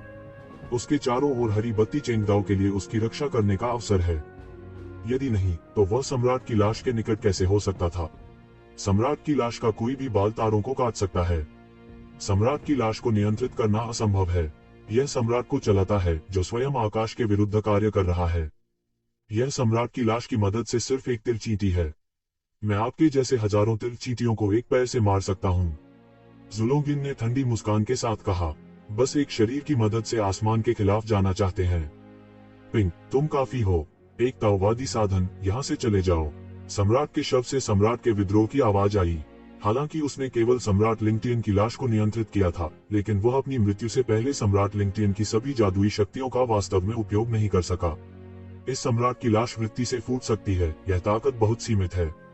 शिखर की तुलना में यह समान स्तर पर नहीं है, लेकिन अब उस स्तर पर कोई प्रतिद्वंद्वी नहीं है। सम्राट की लाश को अचानक गोली मार दी गई और उड़ा दिया गया। मुट्ठी की ताकत ने शून्य को तोड़ दिया। अनगिनत सितारे दूरी में भयानक मुट्ठी की ताकत को सहन नहीं कर सके और मौके पर ही फट गए। ऐसा लगता है कि आकाश के तारे इस मुट्ठी बल द्वारा खींचे जा रहे हैं, अपनी स्थिति से विचलित हो रहे हैं, एक के बाद एक भूमि पर गिर रहे हैं या अनंत शक्ति के साथ सीधे विस्फोट कर रहे हैं। जू लोंगबेन इस बार एक अच्छे छात्र हैं। वह आत्मिक शरीर के साथ प्रत्यक्ष रूप से उसके साथ प्रतिस्पर्धा नहीं करता है। ताओ यंत्र का आत्मा शरीर बहुत मजबूत है, लेकिन अगर वह सम्राट स्तर के भौतिक शरीर के साथ प्रतिस्पर्धा करना चाहता है तो उसे बहुत नुकसान होगा। एक या दो बार आपकी जीवन शक्ति को नुकसान नहीं पहुंचा सकता है, लेकिन एक बार आपके पास अधिक समय है तो आप पूरी तरह से अपनी जीवन शक्ति को चोट पहुंचाएंगे। वो जुलोंग सील पकड़े हुए एक युवा व्यक्ति में बदल गया और सम्राट के शरीर से निपटने लगा। उसने फिर से कड़ा संघर्ष नहीं किया, वह सिर्फ बचने के लिए दूसरों को कवर करना चाहता था। उसे वास्तव में सम्राट के शरीर को मारने की जरूरत नहीं थी। इसके अलावा उसके पास अकेले ऐसी क्षमता नहीं थी। दूसरी तरफ वंजीतू को हिट करने के लिए क्रैक स्काई गन के साथ ये ज़िवेन की लड़ाई भी पूरे जोरों पर है। दोनों अस्त्रों की शक्ति की कल्पना की जा सकती है। यहाँ तक अगर तू शिवेन के पास खुद को बचाने के लिए समय था तो भी वह पिछड़ गया। ऐसी शक्ति वर्जित भी है। सौभाग्य से ये ज़िवेन की सीख भी असाधारण है। 6 पुनर्जन्म मुक्केबाजी जो तलवार तकनीक पर हावी है, समय की शक्ति को सबसे बड़ी हद तक नष्ट कर सकती है, जैसे असली सम्राट लड़ रहा है। भले ही पूरा युद्ध क्षेत्र स्वर्ग और पृथ्वी के नियमों द्वारा संरक्षित हो, इस समय इसे बनाए नहीं रखा जा सकता है। दुनिया के अंत की तरह ही सब कुछ नष्ट हो जाता है। दूसरी तरफ सम्राट तियानकी की तलवार पूरी तरह से चिंतित हो गई है। वह रक्त के समुद्र द्वारा निगल लिया गया है। हालांकि चाहे वह वंजी मैप हो या स्प्लिट स्काई गन, इसे ये ज़िवेन द्वारा नीचे खींच लिया गया है और उसकी सबसे बड़ी आशा यह है कि सम्राट लिंगटियन के सम्राट के शरीर को जू लोंगिन द्वारा नीचे खींच लिया गया है, जिससे उसकी आखिरी उम्मीद खत्म हो गई है। उन्हें पकड़ने में मेरी मदद करें, मैं सफल होने वाला लगभग आखिरी हूँ। एबी जियान की आवाज कुछ जल्दबाजी थी, लेकिन उनके मामले में यह अभूतपूर्व थी। अच्छा, ये ज़िवेन दहाड़ा। वह यह भी जानता था कि नाग की तलवार जितनी मजबूत होगी, उसके लिए उतना ही अच्छा होगा। 6 संसार बॉक्सिंग। उसने एक मुक्का मारा जो लगभग स्फटिक और जल रहा था। समय की शक्ति के पैकेज के तहत इसने एक रंगीन रंग प्रकट किया, लगभग चरम पर पहुंच गया और दुनिया में विस्फोट हो गया। क्या आप हम दोनों को अकेले रोकना चाहते हैं? यह मजेदार है। स्प्लिट स्काई गन ने बढ़त ले ली। स्प्लिट स्काई लॉन्ग गन को पकड़कर सीधे ये ज़िवेन को उड़ा दिया और ये ज़िवेन के 6 संसार मुक्के से टकरा गई। टकराना, एक जोर की गर्जना के साथ स्वर्ग और पृथ्वी फट गए और ब्रह्मांड फट गया। ये शिवेन जाने देने को तैयार नहीं है। वह खुश भी है। समय की आड़ में वह करीबी मुकाबले से नहीं डरता, लेकिन वह वास्तव में कानून और एवेन्यू के बीच टकराव से डरता है। उसके पास यही कमी है। दायरे के बीच की खाई इस समय पूरी तरह से परिलक्षित होती है। स्प्लिट स्काई गन थोड़ी अजीब है। वो ये ज़िवेन की मुट्ठी को एक शॉट से नहीं तोड़ सकता। यह अपने आप में असंभव है। फटी हुई आसमानी बंदूक भगवान को भी तोड़ सकती है, मुट्ठी की तो बात ही क्या। यहाँ तक समय के वेश में एक भगवान राजा को भी अपना शॉट ले जाने में सक्षम नहीं होना चाहिए। मैं उससे निपट लूंगा। आप सर्वनाश तलवार की मदद करने के लिए पक्ष में जाएं। तुम नाग की तलवार को उसे निगलने नहीं दे सकते। क्रैक स्काई गन ने वंजी मैप से कहा।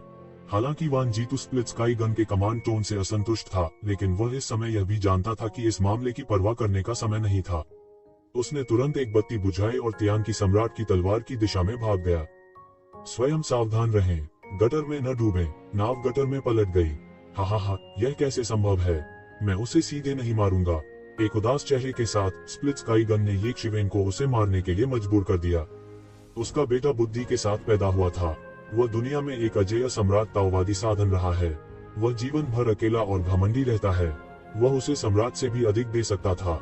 हालांकि एक शिवेन उसे थोड़ा मुश्किल महसूस कराती है, बस इतना ही। उसके लिए कोई वास्तविक खतरा महसूस करना असंभव है। अगर तुम जाना चाहते हो तो मेरे साथ रहो। ये शिवेन ने अपना बड़ा हाथ पकड़ लिया और सीधे वांजी के नक्शे की ओर ले गया। जारी रखने के लिए अधूरा। नाग की तलवार सम्राट की तलवार को खा जाती है। यह सबसे नाजुक समय होता है। उसे कुछ देर के लिए टाल दें। स्वाभाविक रूप से वंजीटू परेशानी नहीं कर सकता। यह सर्वोच्च स्तर पर एक प्रतियोगिता है। ये शिवेन के लिए इस तरह की लड़ाई का हर मिनट और सेकंड एक तरह की सीख है, एक ऐसा अनुभव जो अन्य जगहों पर नहीं सीखा जा सकता है। उस दायरे को समझने में उसे बहुत मदद मिलती है। उसके जैसा कौन हो सकता है, लेकिन सिर्फ दिव्य राजा के दायरे में पुनर्जीवित दाओक्यूई से लड़ सकता है। मुझे डर है कि वह बहुत पहले जिंदा मारा गया है। ये शिवेन ने उसे ताली बजाई, आकाश को ढक दिया और उसे सीधे वांजी के नक्शे की ओर ले गया जो रोशनी में बदल गया था। ये शिवेन ने वंजीटू को पकड़ लिया। जब वंजीटू गुस्से में होता है तो क्या मानव लड़का खुद को कम मांगता है, और यहाँ तक जब उसका कोई विरोधी होता है तो वह खुद को रोकना चाहता है। अधिक उग्र एक विभाजित आकाश बंदूक थी। उसने केवल यह महसूस किया कि एक शिवेन द्वारा उसे पूरी तरह से कम करके आंका गया था। वह बस दूसरों को हद से ज्यादा धोखा दे रहा था। हालांकि ये शिवेन का हमला बहुत निर्णायक था और उसने एक पल में 10,000 सीमा मानचित्र को रोक दिया। यदि आप पास होना चाहते हैं तो पहले मुझे नीचे गिराएं। ये शिवेन के पीछे अंतरिक्ष का पंख फड़फड़ाता रहता है। मुझे नहीं पता कि कब इसने वंजीटू के आगे के रास्ते को अवरुद्ध कर दिया है। ठीक है, जब से तुम मरना चाहते हो मैं तुम्हारी मदद करूंगा। क्रैक स्काई गन का उदास चेहरा है। डेब्यू के बाद से उन्हें इतनी मुश्किल बैग का सामना नहीं करना पड़ा है। टाइम रोप की मदद से वह उन पर जोरदार हमला करने की हिम्मत करता है। यह अभी भी एक अभूतपूर्व बात है। गर्जना के साथ उसने आसमान तोड़ दिया और ये शिवेन पर हमला कर उसे मार डाला। दूसरी तरफ वंजीटू ने सीधे तौर पर एक के बाद एक दुनिया को विकसित किया और ये शिवेन को दबा दिया। दोनों हथियार पूरी तरह से हाथ मिला चुके हैं और पहले ये शिवेन को हल करने का इरादा रखते हैं। जहां तक की तलवार की बात है तो ये शिवेन से उलझने का कोई रास्ता नहीं है। वे कुछ नहीं कर सकते। टकराना, टकराना, टकराना। लड़ाई अभी भी भयंकर है। ये शिवेन पूरी तरह से नुकसान में है, लेकिन उसका चेहरा बेहद उत्साहित है। इस तरह की टक्कर के तहत यहाँ तक समय की सुरक्षा के साथ वह थोड़ी सी भी लापरवाही करने की हिम्मत नहीं करता, क्योंकि एक लापरवाही उसकी मृत्यु का कारण हो सकती है और दफनाने की जगह नहीं। यह अतिशयोक्ति नहीं है और वह अच्छी तरह जानता है कि उसकी वर्तमान ताकत के संदर्भ में मूल रूप से मैन पुनर्जीवित ताओवादी उपकरणों से लड़ने के लिए बिल्कुल योग्य नहीं था, लेकिन समय की शक्ति की मदद से ये जीवन में एक बार आने वाला मौका है। साधारण लोगों के पास ऐसा अवसर नहीं हो सकता। यदि दूसरों के पास ऐसा अवसर है तो वे पूरी तरह से पागल हो जाएंगे और इन ताओवादी उपकरणों से लड़ने की उम्मीद करेंगे। जैसे सम्राट के एक कमजोर संस्करण के साथ लड़ना, समय के वस्त्र की सुरक्षा के साथ टू शिवेन ने लड़ने की हिम्मत की, लेकिन फिर भी अभी भी गिरने की आशंका है। ये शिवेन ने अपनी आत्मा को शून्यता की स्थिति में, आत्मज्ञान की एक अभूतपूर्व स्थिति में हर शॉट में सीमा तक उठाया। उनकी धारणा गहरी हो गई। यह एक ऐसी स्थिति है जहां बेहद खतरनाक स्थितियों में लोगों के लिए अपनी क्षमता का चरम सीमा तक विस्फोट करना संभव है। अब टू शिवेन ने अपनी क्षमता को सीमित कर दिया है। ये शीर्ष 10 दिव्य राजा नहीं है, बल्कि वास्तविक ताओवादी हथियार हैं। ये शिवेन की प्रगति भी बहुत स्पष्ट है, हालांकि वह अभी भी पीछे है। लेकिन शुरुआत से मैंने इसे कई बार नहीं किया। अब तक मैं धीरे धीरे वापस लड़ सकता हूँ। हालांकि अभी भी मेरा पलड़ा भारी नहीं है, फिर भी मैं इसे पाने के लिए बहुत उत्सुक हूँ।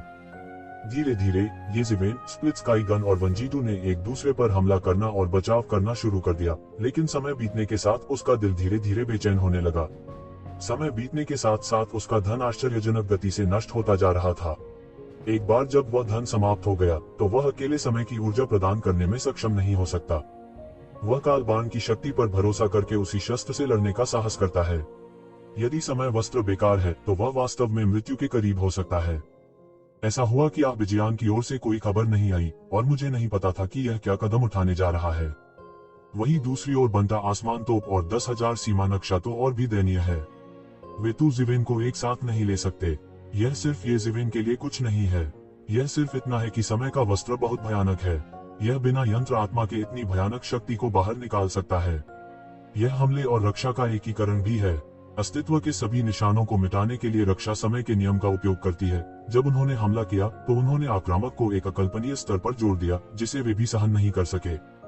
यदि आप इसी तरह जारी रखते हैं तो मुझे डर है कि आप वास्तव में द्वितलवार से सफल होंगे। इस समय युद्ध के मैदान में, न केवल युद्ध के मैदान में बल्कि युद्ध के मैदान के बाहर अन्य ताओ उपकरणों की सांस पुनर्जीवित हो रही है। वे अच्छी तरह जानते थे कि तियानजू सेना आ गई है। पूरी व्यूह रचना शुरू कर दी गई और सभी राष्ट्रीयताओं की मित्र देशों की सेना को घेरना और दबाना शुरू कर दिया, लेकिन यह बेकार था। कुछ समय के लिए वहां के ताओवादी हथियार पकड़ में नहीं आ सके। इसके अलावा उन्हें सभी राष्ट्रीयताओं की मित्र देशों की सेना में मौजूद अन्य ताओवादी हथियारों को दबाना था, इसलिए उन्हें खुद पर निर्भर रहना पड़ा। दोनों पक्षों को चिंता सताने लगी। परवाह किए बिना वे पागल चाल चलने लगे और लोगों को मारने लगे। हालांकि कुल मिलाकर स्थिति पूरी तरह से गतिरोध वाली रही। समय की सुरक्षा के साथ ये जिवेन ने दो लोगों के हमले के खिलाफ जबरन हमला करने का साहस किया, जिससे वे यह कहने में असमर्थ हो गए कि वे कितने कड़वे थे। दूसरी ओर जुलोंगिन और सम्राट की लाश के बीच की लड़ाई भी एक सफेद गर्म अवस्था में पहुंच गई है। कुछ उलझनों के बाद जुलोंगिन पूरी तरह से नुकसान में पड़ गया है। हालांकि उसकी ताकत बहुत मजबूत है, यह सम्राट की लाश का मुकाबला करने के लिए पर्याप्त नहीं है। यहाँ तक अगर सम्राट की लाश केवल उसके मजबूत शरीर का उपयोग करती है तो यह सभी मजबूत दुश्मनों को भगाने और हराने के लिए पर्याप्त है। अनंत अराजकता में लिपटे शरीर में अकल्पनीय शक्ति समाहित है। हालांकि वह सीधे तौर पर दूसरी पार्टी के साथ लड़ने की भावना में नहीं बदल पाया। कई लड़ाइयों के बाद जुलोंग सीव स्पिरिट की भावना अभी भी टूट गई थी। एक हाथ कब सीधे कट गया पता ही नहीं चला। इतने भयंकर युद्ध में उसके पास जले हुए हाथ को ठीक करने का समय भी नहीं था और उसे एक हाथ से दूसरे पक्ष से लड़ना पड़ा। गोल्डन ड्रैगन किंग लगातार मैना को जलाता है और जुलोंग सीव की लड़ाई का समर्थन कर रहा है। अन्यथा जुलोंग सीव जल्द ही केवल स्वयं द्वारा संचित ऊर्जा द्वारा इसे बनाए रखने में असमर्थ होगी। वह स्वर्ग और पृथ्वी से शक्तिशाली ऊर्जा को अवशोषित करने के लिए अगली सरणी स्थापित कर रहा है। एक प्राचीन विरासत और पुनर्जीवित ताओवादी साधन के रूप में वह स्वाभाविक रूप से जानता है कि क्या करना है, पर इस समय उसका हृदय पूरी तरह से व्याकुल था। मूल रूप से उन्हें केवल सम्राट के शरीर को रोकने की जरूरत थी और अन्य स्वाभाविक रूप से बच सकते थे।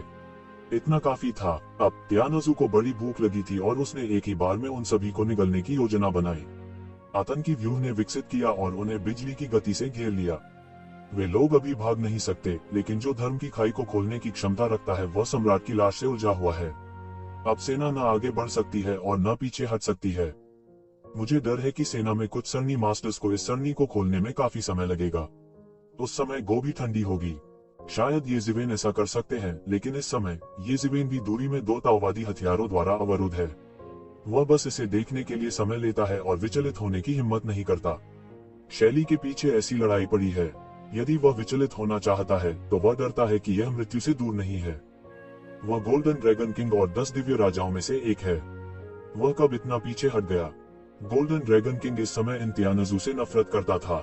उसके पास वास्तव में एक बड़ी भूख और महत्वाकांक्षा है।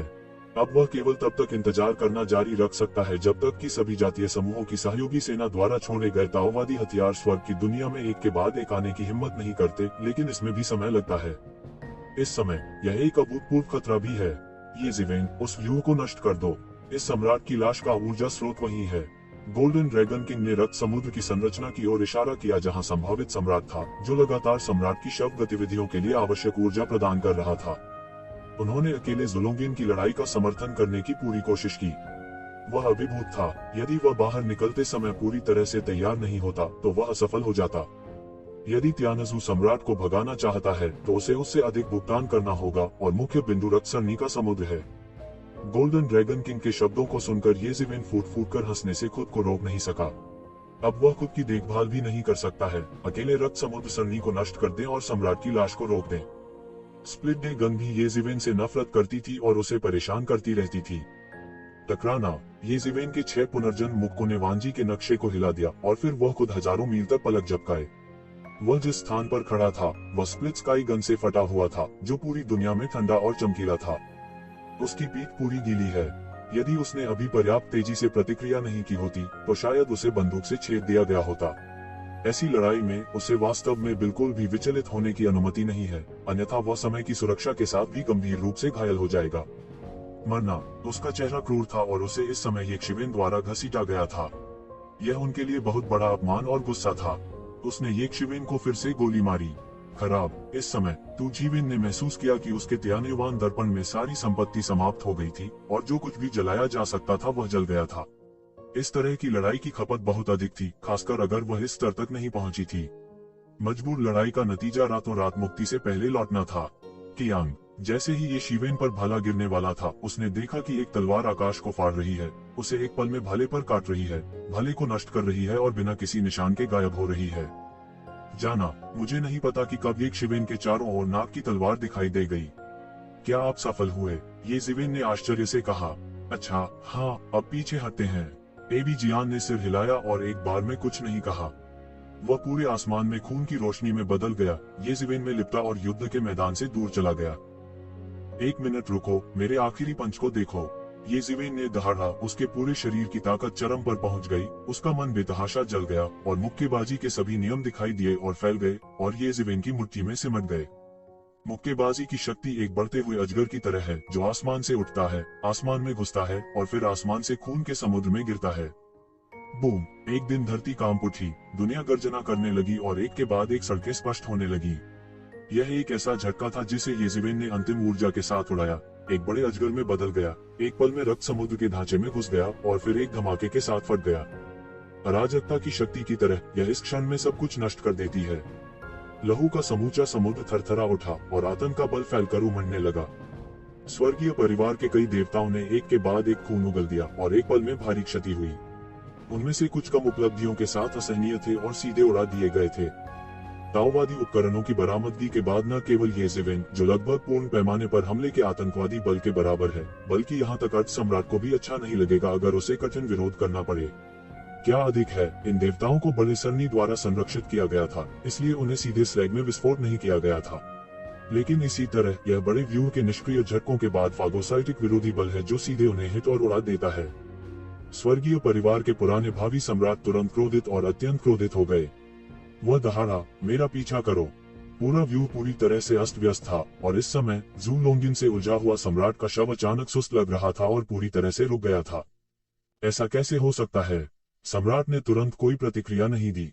हालांकि वह राजसी दिखता था और सम्राट की लाश को नियंत्रित करता था, वास्तव में उसकी मूल ताकत सम्राट की लाश को नियंत्रित करने के लिए पर्याप्त नहीं थी। केवल उनके कौशल से ऐसा करना असंभव था। यदि यह इतना ही सरल है तो मुझे डर है कि वे सम्राट जो एक बार इतिहास में गिर गए थे, बाहर आ जाएंगे और लगातार परेशानी खड़ी करेंगे। यहाँ तक गोल्डन ड्रैगन किंग को भी नहीं पता था कि क्या पैदा हुआ था। उसने केवल इतना देखा कि सम्राट का शरीर, जो अभी अभी राजसी था, अचानक गायब हो गया। यह स्पष्ट था कि कोई समस्या थी। फिर उन्होंने एकमात्र संभावना के बारे में सोचा जिसके कारण यह हुआ, यानी येजीवेन सफल हुए। हालांकि इससे पहले कि वह पूरी तरह से प्रतिक्रिया कर पाता, उसने युद्ध के मैदान के गहरे हिस्से से सीधे एक रक्त प्रकाश को बाहर निकलते हुए देखा और उसमें एक आकृति उभरी। अभी मत जाओ। खून की रोशनी में भयंकर शराब पीने की आवाज आ रही थी। गोल्डन ड्रैगन किंग ने तुरंत पहचान लिया कि यह येजीवेन की आवाज थी और तुरंत समझ गया कि उसका अनुमान सही था। इस समय तुम कहाँ रहने की हिम्मत करते हो? येजीवेन के पीछे स्प्लिट स्काई गन और वंजीटू ने सीधे टक्कर ले ली। वे बहुत तेज थे, उनके चेहरों पर रौद्र रूप था। उन्हें येकशिवेन ने एक साथ रखा था। स्वाभाविक रूप से वे अत्यधिक क्रोधित थे। ड्रैगन की दहाड़ के साथ पैट्रिक ड्रैगन सील एक विशाल ड्रैगन में बदल गई। तुरंत सीधी गोल्डन ड्रैगन किंग के साथ जबरदस्ती की और सभी तरह से भाग गए। वे दोनों बहुत तेज हैं और वे दोनों ताओवादी उपकरणों द्वारा विवश हैं, जो बहुत तेज है। यह कल्पना की जा सकती है कि लगभग एक पल में यह युद्ध के मैदान के किनारे पर पहुंच गया है और युद्ध के मैदान का किनारा पूरी तरह से अराजक हो गया है। सभी जातीय समूहों की पीछे हटने वाली सहयोगी सेना और छिपकर मारे गए तियान परिवार के स्वामी मारे गए हैं। सभी राष्ट्रीयताओं की मित्र देशों की सेना के विशेषज्ञ बचना चाहते हैं, लेकिन तियानजू के विशेषज्ञ उन्हें इतनी आसानी से भागने नहीं देंगे। इसलिए यह लाशों और खून का भी एक समुद्र है और हर जगह भयंकर युद्ध होते हैं। हालांकि सामान्य तौर पर सभी जातीय समूहों के गठबंधन बलों के विशेषज्ञों का हाथ ऊपर होता है।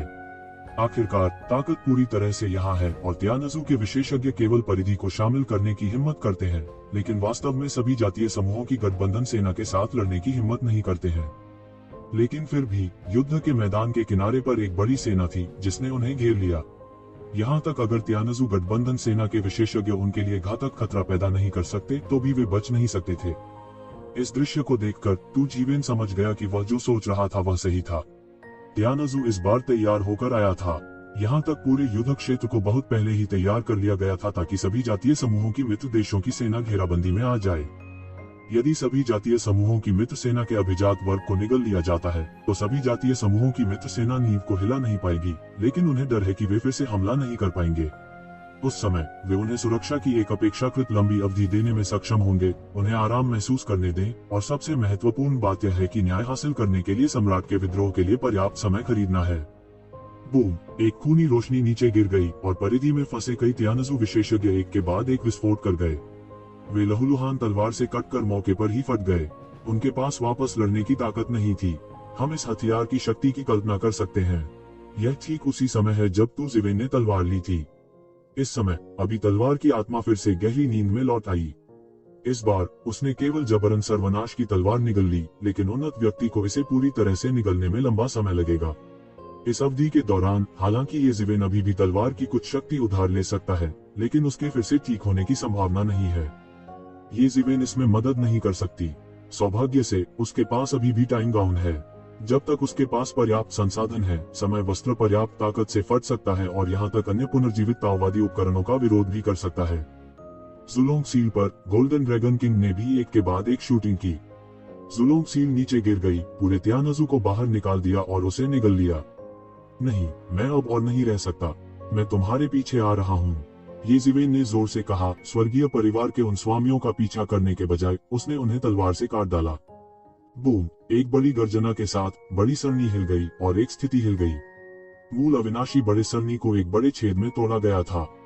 हालांकि अभी भी इसे पूरी तरह से तोड़ने का कोई तरीका नहीं था। एक नाग की तलवार भी असाधारण थी और सीधे एक बड़े छेद को तोड़ दिया।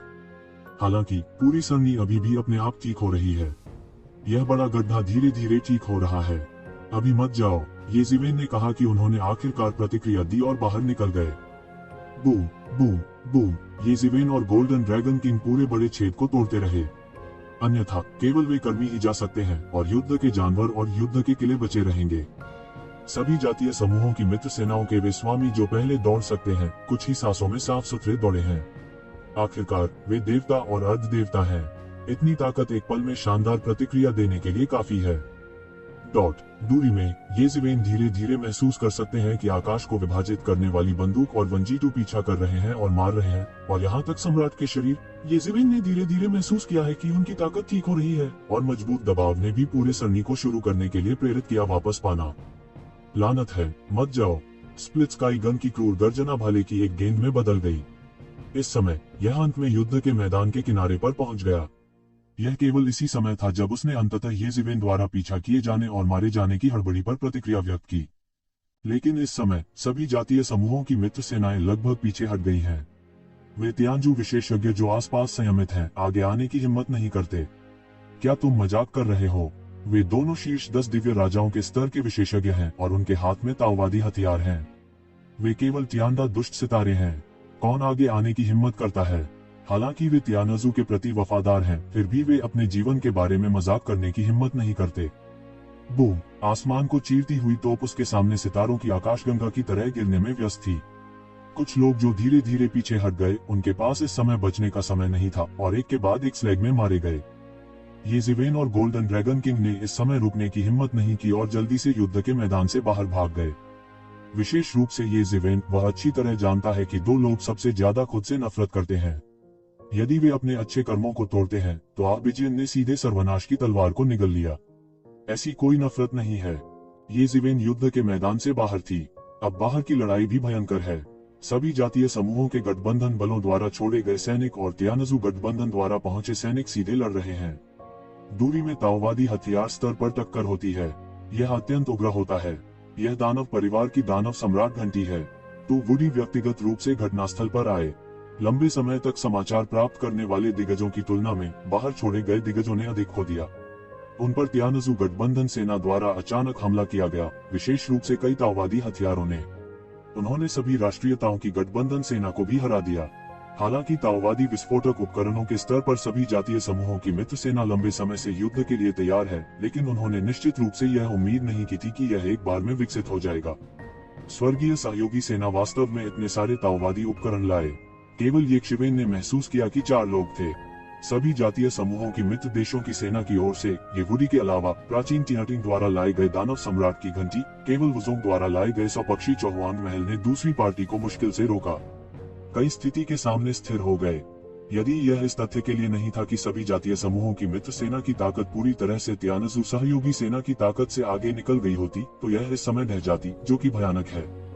लगभग बिना किसी चर्चा के जब सभी जातीय समूहों की मित्र सेना इस युद्ध के मैदान से पीछे हट गई, तो सभी दलों के वरिष्ठ नेताओं ने लगभग मौन रूप से पीछे हटने का विकल्प चुना। यह लड़ाई स्पष्ट रूप से तियानजू पक्ष द्वारा निर्धारित की गई थी। वे लापरवाही से मूर्ख बने और उन्हें भारी नुकसान उठाना पड़ा। हालांकि भले ही उसने पीछे हटना चुना हो, यह बेकार था। न केवल विभाजित आकाश बंदूक और 10,000 सीमा मानचित्र घेराबंदी में शामिल हो गए, बल्कि सम्राट के विद्रोही ने सम्राट की लाश को बाहर निकलने के लिए नियंत्रित किया। वह जहां से भी गुजरे पूरी तरह से ध्वस्त हो गए और सेना को भारी नुकसान हुआ।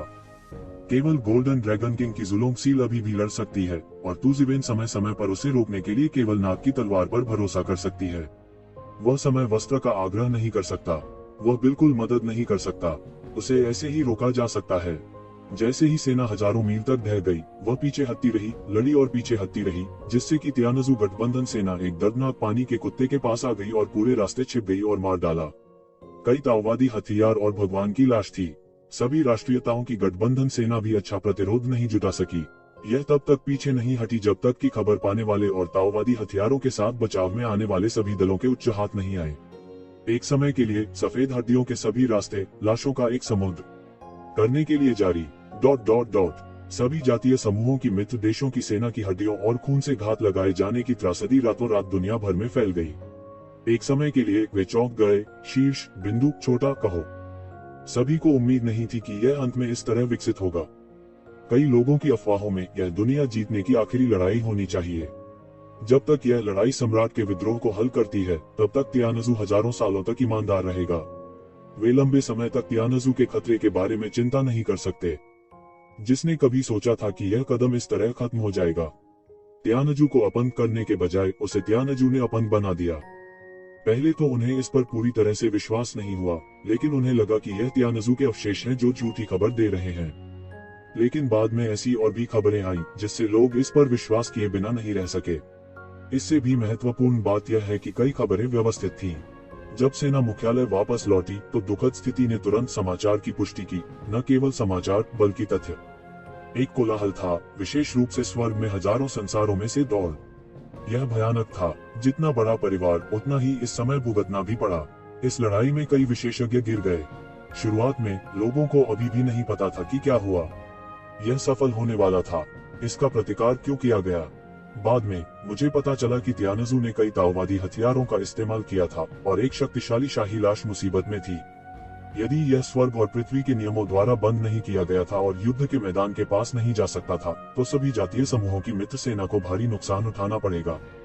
इतना ही नहीं, उन सभी ने सुना कि तियानजू के विशेषज्ञों ने अर्ध सम्राट स्तर के विशेषज्ञों को भेजा, जिन्होंने सभी जातीय समूहों, विशेष रूप से उन शक्तिशाली जातीय समूहों और ताकतों की भावनाओं को उत्तेजित किया, जो बदला लेने के लिए पूरी तरह से चिल्ला रहे थे। हमें उन्हें आसानी से जाने नहीं देना चाहिए, क्योंकि इसमें अर्ध सम्राट का स्तर शामिल है। इसने सभी जातीय समूहों को पूरी तरह से नाराज कर दिया है। सभी पार्टियों के डिफॉल्ट नियमों के अनुसार अर्ध सम्राट स्तर के मास्टर सभी दलों के सत्ता संघर्ष में हस्तक्षेप करने की अनुमति नहीं है, अन्यथा यह उनकी शक्तिशाली शक्ति से बेहतर होगा। भले ही यह भगवान के रूप में विनाशकारी नहीं है, यह बारहमासी लड़ाई की स्थिति में बहुत बेहतर नहीं हो सकता है। इसलिए भले ही सभी जातीय समूहों और तियानजू के बीच इस तरह की एक मौन समझ हो, तियानजू ऐसा करने के लिए उत्सुक है, क्योंकि सभी पहलुओं में यह सभी जातीय समूहों की गठबंधन सेना है जिसका ऊपरी हाथ है। वे केवल कुछ अवशिष्ट पाप हैं और केवल समय की प्रतीक्षा कर रहे हैं। उनके पास और कोई चारा नहीं है। परिणाम स्वरूप तियानजू ने नियम तोड़ने का बीड़ा उठाया। इसके अलावा अर्ध सम्राट स्तर के स्वामी के लिए वे वास्तविकताओं से केवल एक कदम दूर हैं। सामान्य परिस्थितियों में वे असंभव हैं और इन लौकिक चीजों में शामिल होने के इच्छुक नहीं हैं। वास्तव में सभी जातीय समूहों की मित्र सेना ने कार्रवाई करने से पहले ही तैयारी कर ली थी।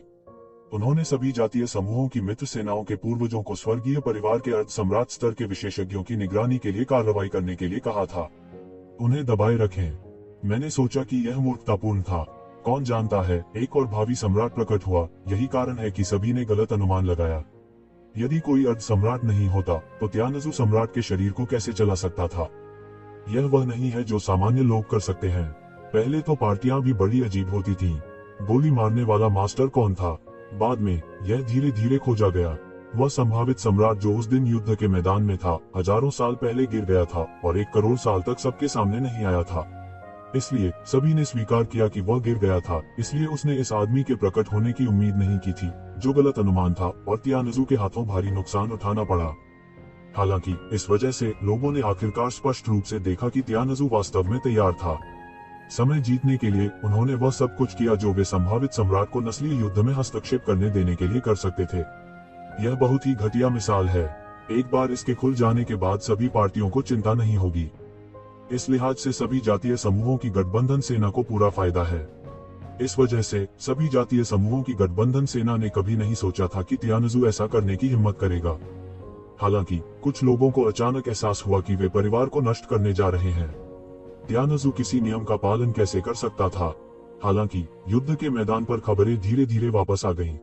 आंकड़ों के अनुसार हालांकि नुकसान भारी थे, यह प्रारंभिक अपेक्षा से बेहतर था कि पूरी सेना नष्ट हो सकती है। विशेष रूप से युद्ध के मैदान में कई दिग्गज थोड़े नुकसान के साथ बच निकले। यह सब येज़िवेन की खोज और अग्रिम प्रसारण के लिए धन्यवाद है। अन्यथा वे युद्ध के मैदान से भी नहीं बचेंगे और उन्हें फांसी दे दी जाएगी। ऐसे में नुकसान और भी ज्यादा होगा। एक समय के लिए मुझे नहीं पता कि कितनी ताकतें येज़िवेन के एहसानमंद हैं। विशेष रूप से बहुत से लोग इस तथ्य से गहराई से चले गए हैं कि तुज़िवेन और गोल्डन ड्रैगन किंग का महल ताओवादी हथियार को अवरुद्ध करता है। जब उन्होंने येज़िवेन को पहले जाने दिया तो वे सिर्फ किंग राजवंश के चंद्रमा के राजा के अंतराल को बदलना चाहते थे। जिन्होंने कभी सोचा था कि तुज़िवेन ने इस युद्ध में एक महत्वपूर्ण भूमिका निभाई थी। येज़िवेन के बिना उनका नुकसान इतना आसान नहीं होगा। बहुत से लोगों ने येज़िवेन के बारे में अपने विचार बदल दिए हैं। जिन लोगों ने उन्हें बचाया, उनके अलावा जो अधिक महत्वपूर्ण है वह यह है कि तुज़िवेन ने ताओवादी हथियारों से बमबारी करने का साहस किया, जो स्वयं शीर्ष 10 दिव्य राजाओं की युद्ध प्रभावशीलता को पार कर गया है। सलाहकार की उपलब्धियों को सुनकर बहुत से लोग पहले से ही डरे हुए हैं। उन्हें फिर से परेशान करने का दिमाग उठाने की हिम्मत कहां से हुई? न केवल यह अभी भी अराजकता में है, बल्कि सभी दलों के नुकसानों को भी गिनाने की आवश्यकता है, और सभी दल अभी भी अराजकता में हैं। सबसे महत्वपूर्ण बात यह है कि गठबंधन का वरिष्ठ स्तर उग्र था, और अमरतांबे के राजा के नेतृत्व वाली पार्टियों ने गठबंधन में जासूसों की पूरी तरह से जांच शुरू कर दी थी। इस लड़ाई ने वास्तव में सभी जातीय समूहों की गठबंधन सेना को बिना जाने ही एक जाल में फंसा दिया। इसका अपने आप में मतलब है कि इसमें बहुत बड़ी समस्याएं हैं। विशेष रूप से त्यानजू की लड़ाई स्पष्ट रूप से बहुत पहले तैयार हो गई थी। यह जल्दी में नहीं आ सकता था। यह पूर्व नियोजित होना चाहिए। इसके लिए सभी जातीय समूहों की गठबंधन सेना अनजान थी, या हालांकि कुछ चेतावनी के संकेत थे, वे किसी के द्वारा कवर किए गए थे। कोई तो होना चाहिए जिसे इसकी जिम्मेदारी लेनी चाहिए और जनता के गुस्से को शांत करना चाहिए, क्योंकि यह एक निश्चित बल के लिए भारी नुकसान नहीं है, बल्कि सभी स्वर्ग और सभी प्रमुख किंग सीलिंग संप्रदायों के लिए भारी नुकसान है। यह कितने से अधिक नहीं है। इसके अलावा इस युद्ध ने सभी के लिए खतरे की घंटी भी बजा दी है। यदि इन जासूसों को सभी जातीय समूहों की गठबंधन सेना के शीर्ष पर बने रहने दिया जाता है तो वे कुछ भी विकसित नहीं हो सकते हैं। इसलिए पराजित सैनिकों को थोड़ा बंद करने के बाद गठबंधन सेना के वरिष्ठ स्तर ने गहन जांच शुरू की। अगर अतीत में जासूसों की इतनी गहन जांच से कुछ लोगों के असंतोष का कारण बनने की संभावना है, तो कोई भी इस दुखद हार का विरोध करने की हिम्मत नहीं करता, अन्यथा यह दुनिया में नस्लीय ताकतों के खिलाफ होगा। दरअसल समस्या का पता चला था। उनके साथ कई फैंगवान संप्रदाय मिलाए गए थे। वे कई साल पहले त्यानजू द्वारा दफन किए गए शतरंज के टुकड़े थे, लेकिन वे कभी नहीं चले थे, इसलिए कोई भी उनकी असली पहचान नहीं जानता था। अनगिनत साल पहले जब त्यानजू अभी भी अपने चरम पर था, हालांकि ड्रैगन, फीनिक्स और किरण त्यानजू के खिलाफ खड़े थे, कई नस्लें त्यानजू के नीचे रेंगती थीं और उनकी मिनियन बनने को तैयार थीं। ये शतरंज के मोहरे उस समय दफनाए गए थे। त्यानजू भी बहुत धैर्यवान है। यहाँ तक जब 2 स्वर्ग विरोधी युद्ध विफल हो गए, तब भी उन्होंने शतरंज के मोहरों का उपयोग नहीं किया। इस बार उनका उपयोग किया गया और फिर वे पाए गए। यदि आप इसे हर समय उपयोग नहीं करते हैं, तो मुझे डर है कि आप अगले 10 मिलियन वर्षों में नहीं मिलेंगे। हालांकि एक बार जब आप आगे बढ़ते हैं, तो आप घोड़े का पैर छोड़ देंगे। गठबंधन सेना के वरिष्ठ स्तर की क्षमता के साथ आप इसे आसानी से पा सकते हैं। आप कितना भी अच्छा छुपा लें, आप सभी जातीय समूहों के विशेषज्ञों की संख्या की बराबरी नहीं कर सकते। इन राजासील संप्रदायों के अलावा बड़ी संख्या में लोगों ने शलजम और मिट्टी भी निकाली। इन राजासील संप्रदायों के बीच हर कोई इन बातों को नहीं जानता है और हर कोई उनमें भाग नहीं लेता है, लेकिन इस समय कोई भी उनकी परवाह नहीं करता है और वे सभी जातीय समूहों की गठबंधन सेना के क्रोध से दब गए हैं। सभी जातीय समूहों की गठबंधन सेना भी बहुत स्पष्ट है कि सभी जातीय समूहों की गठबंधन सेना के गुस्से को शांत करने के लिए किसी को खड़ा होना होगा, अन्यथा उनकी योजनाएं विस्तृत नहीं है और गलतियां करने वाले सभी जातीय समूहों के गठबंधन बलों के वरिष्ठ नेता सभी जातीय समूहों के विशेषज्ञों के क्रोध का निशाना बन सकते हैं। हालांकि वे सभी राजा के स्तर पर मौजूद हैं, लेकिन वे वास्तव में जनता के गुस्से को कम करने की हिम्मत नहीं करते। स्वर्ग की तथाकथित इच्छा जनमत है। यदि इस स्तर का क्रोध जगाया जाता है तो वे बिना दफनाने के स्थान के भी मर सकते हैं। ऐसी खूनी और अराजक स्थिति में येज़ेबेल रुके नहीं, बल्कि सीधे येमो को ढूंढ लिया। येमो ने किसी को उसे सूचित करने के लिए कहा और उसे समाप्त करने के तुरंत बाद उसे खोजने के लिए कहा, लेकिन अब उसे उम्मीद नहीं थी कि यह ऐसी स्थिति में विकसित होगा, एक पूर्ण अराजकता। इस समय तूमो हर जगह नहीं है, लेकिन दानव राजा के खजाने में उसकी प्रतीक्षा कर रहा है, क्योंकि अब उसके पास राक्षस राजा के खजाने की चाबी है। येज़ेबेल के बिना येमो भी आखिरी मंजिल नहीं खोल सकते। येमो, जो गुप्त रूप से खजाने के घर में खेती कर रहा था, उसे उम्मीद नहीं थी कि स्थिति इतनी खराब हो गई है कि जब येज़ेबेल ने उसे बताया, यहाँ तक अपनी मानसिक साधना से वह थोड़ा दंग रह गया। कितना बड़ा हाथ, कितना बड़ा हाथ। येमो बुदबुदाए बिना नहीं रह सका। कोई आश्चर्य नहीं कि जब मैं सम्राट के ठिकाने की जांच कर रहा था तो मुझे लगा कि तियानजू में कुछ योजना बनाई गई है। तियानजू की भूख आमतौर पर बड़ी नहीं होती है। येज़ेबेल ने अपनी आंखें सिकोड़ ली और कहा, मैं लगभग इसमें गिर ही गया था और बच नहीं सका। येज़ेबेल ने तूमो को विशिष्ट स्थिति के बारे में बताया। येमो एक पल के लिए चुप हो गया और बोला, यह अच्छी बात है कि एक नाग की तलवार सम्राट की तलवार को निगल सकती है, लेकिन आपके लिए नाग की तलवार को और अधिक नियंत्रित करना अधिक कठिन है। वह जितना मजबूत होता है, उसका स्वतंत्र दिमाग उतना ही मजबूत होता है। उन वर्षों में उनकी एक खराब प्रतिष्ठा थी जिसे आम लोगों द्वारा नियंत्रित नहीं किया जा सकता। ठीक है, मुझे समझ आ गया। येज़ेबेल ने सिर हिलाया। उन्हें पहले से ही लग रहा था कि एक द्वि तलवार की वृद्धि के साथ एक द्वि तलवार का नियंत्रण कमजोर हो गया है, जिसे मिश्रित माना जा सकता है। मैंने आपको दानव राजा के खजाने की आखिरी परत खोलने के लिए बुलाया है। खजाने के संसाधनों के समर्थन से आपकी और मेरी उपलब्धियां आगे बढ़ने के लिए पर्याप्त हैं। करने के लिए जारी। शैतान के खजाने की आखिरी परत में शैतान द्वारा छोड़ा गया आखिरी खजाना है, जो शैतान द्वारा अपने उत्तराधिकारी के लिए आखिरी आशीर्वाद भी है। शीर्ष बिंदु छोटी सी बात। हालांकि येज़ेबेल येमो द्वारा चुने गए दानव राजा के उत्तराधिकारी हैं, वह न तो दानव परिवार है और न ही वास्तव में दानव राजा का उत्तराधिकारी बनने का कोई इरादा है। अपने शुरुआती वर्षों में येज़ेबेल ने महसूस किया कि वह दानव राजा का उत्तराधिकारी बन गया था और टेहरान में पैर जमाने में असमर्थ था। वह अभी भी टेहरान बनने के लिए अपने दिल को जाने नहीं दे सका। अब वह पहले ही इस कदम को पार कर चुका है। यहाँ तक अगर वह इच्छा पर राक्षस परिवार की मार्शल आर्ट का उपयोग करता है तो कौन कहेगा कि वह एक राक्षस परिवार है। लेकिन इस स्तर पर वह अब किसके उत्तराधिकारी बनने के लिए तैयार नहीं है। वह अपने रास्ते से हटना चाहता है। यह एक अभूतपूर्व अकेली सड़क बनना तय है। संदर्भ के लिए अन्य लोगों के तरीकों का उपयोग किया जा सकता है, लेकिन उनके पास उत्तराधिकारी बनने का विचार नहीं हो सकता है, अन्यथा वे बाध्य होने के लिए अभिशप्त हैं। हर बादशाह को अपने ही पद के शिखर पर पहुंचने का अस्तित्व कहा जा सकता है। यदि भावी पीढ़ियां इस मार्ग का अनुसरण करती हैं, तो वे ताओ को प्राप्त करने की तो बात ही छोड़ दे, इससे आगे निकलने में असमर्थ होने के लिए अभिशप्त हैं। दानव राजा के खजाने की मदद से येज़ेबेल की ताकत में तेजी से सुधार होता है। हालांकि उसके पास डाओगुओ जैसी अजीब चीजें हैं। अगर वह डोगुओ के प्रभाव को पूरी तरह से निभाना चाहता है तो उसे इसका समर्थन करने के लिए अनगिनत धन संसाधनों की आवश्यकता है, वरना बर्बादी होगी।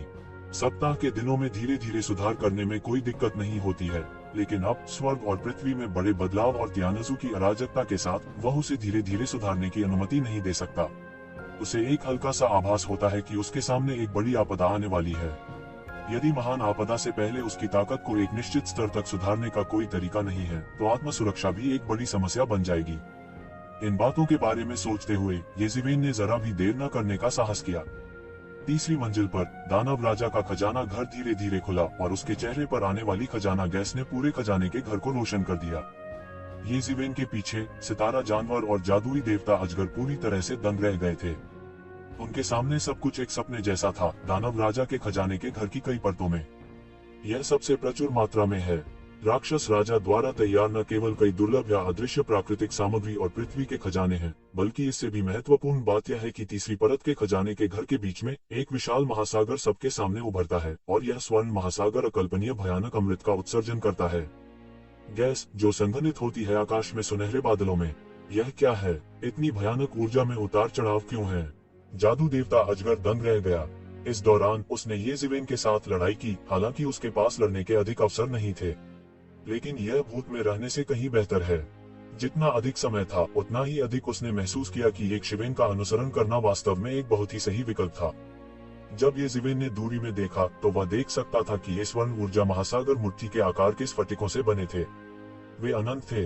दूर से देखने पर वे समुद्र की तरह दिखते थे, झिझकते और उफनती ऊर्जा। किनारे पर एक चौंकाने वाली लहर की तरह। यह दियुवान है। हाँ, यह दियुवान है। ये मोह चौंक गया और बोला, ये उनसे बेहतर क्या है ये कोई नहीं जानता।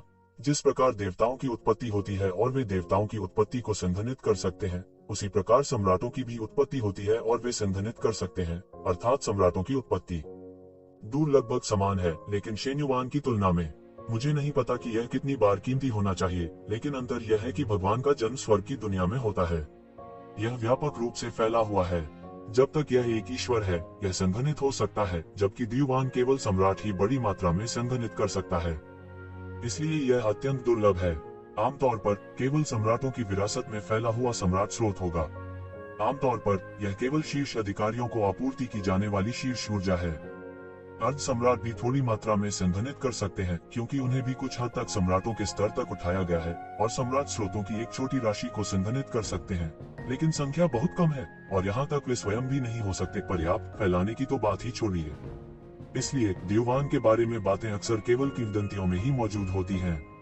सम्राटों के साथ स्थानों पर लोगों के झुंड का कारण यह है कि दियुवान भी एक बहुत ही महत्वपूर्ण बिंदु है। येमो ने दियुवान को नहीं देखा, लेकिन उसे स्पष्ट रूप से याद था कि उसके मालिक ने ताओ प्राप्त करने से पहले इस दानव खजाने का घर बनाया था। यानी उस समय इतने सारे दियुवान को छोड़ने के लिए राक्षस राजा के लिए सम्राट बनना असंभव था। क्या वह बिना जाने ही बाद में वापस आ गया? उसके दिमाग में कई अनसुलझी समस्याएं हैं। भगवान मेरी मदद करता है। एक सम्राट स्रोत है। येज़ेबेल हंसी।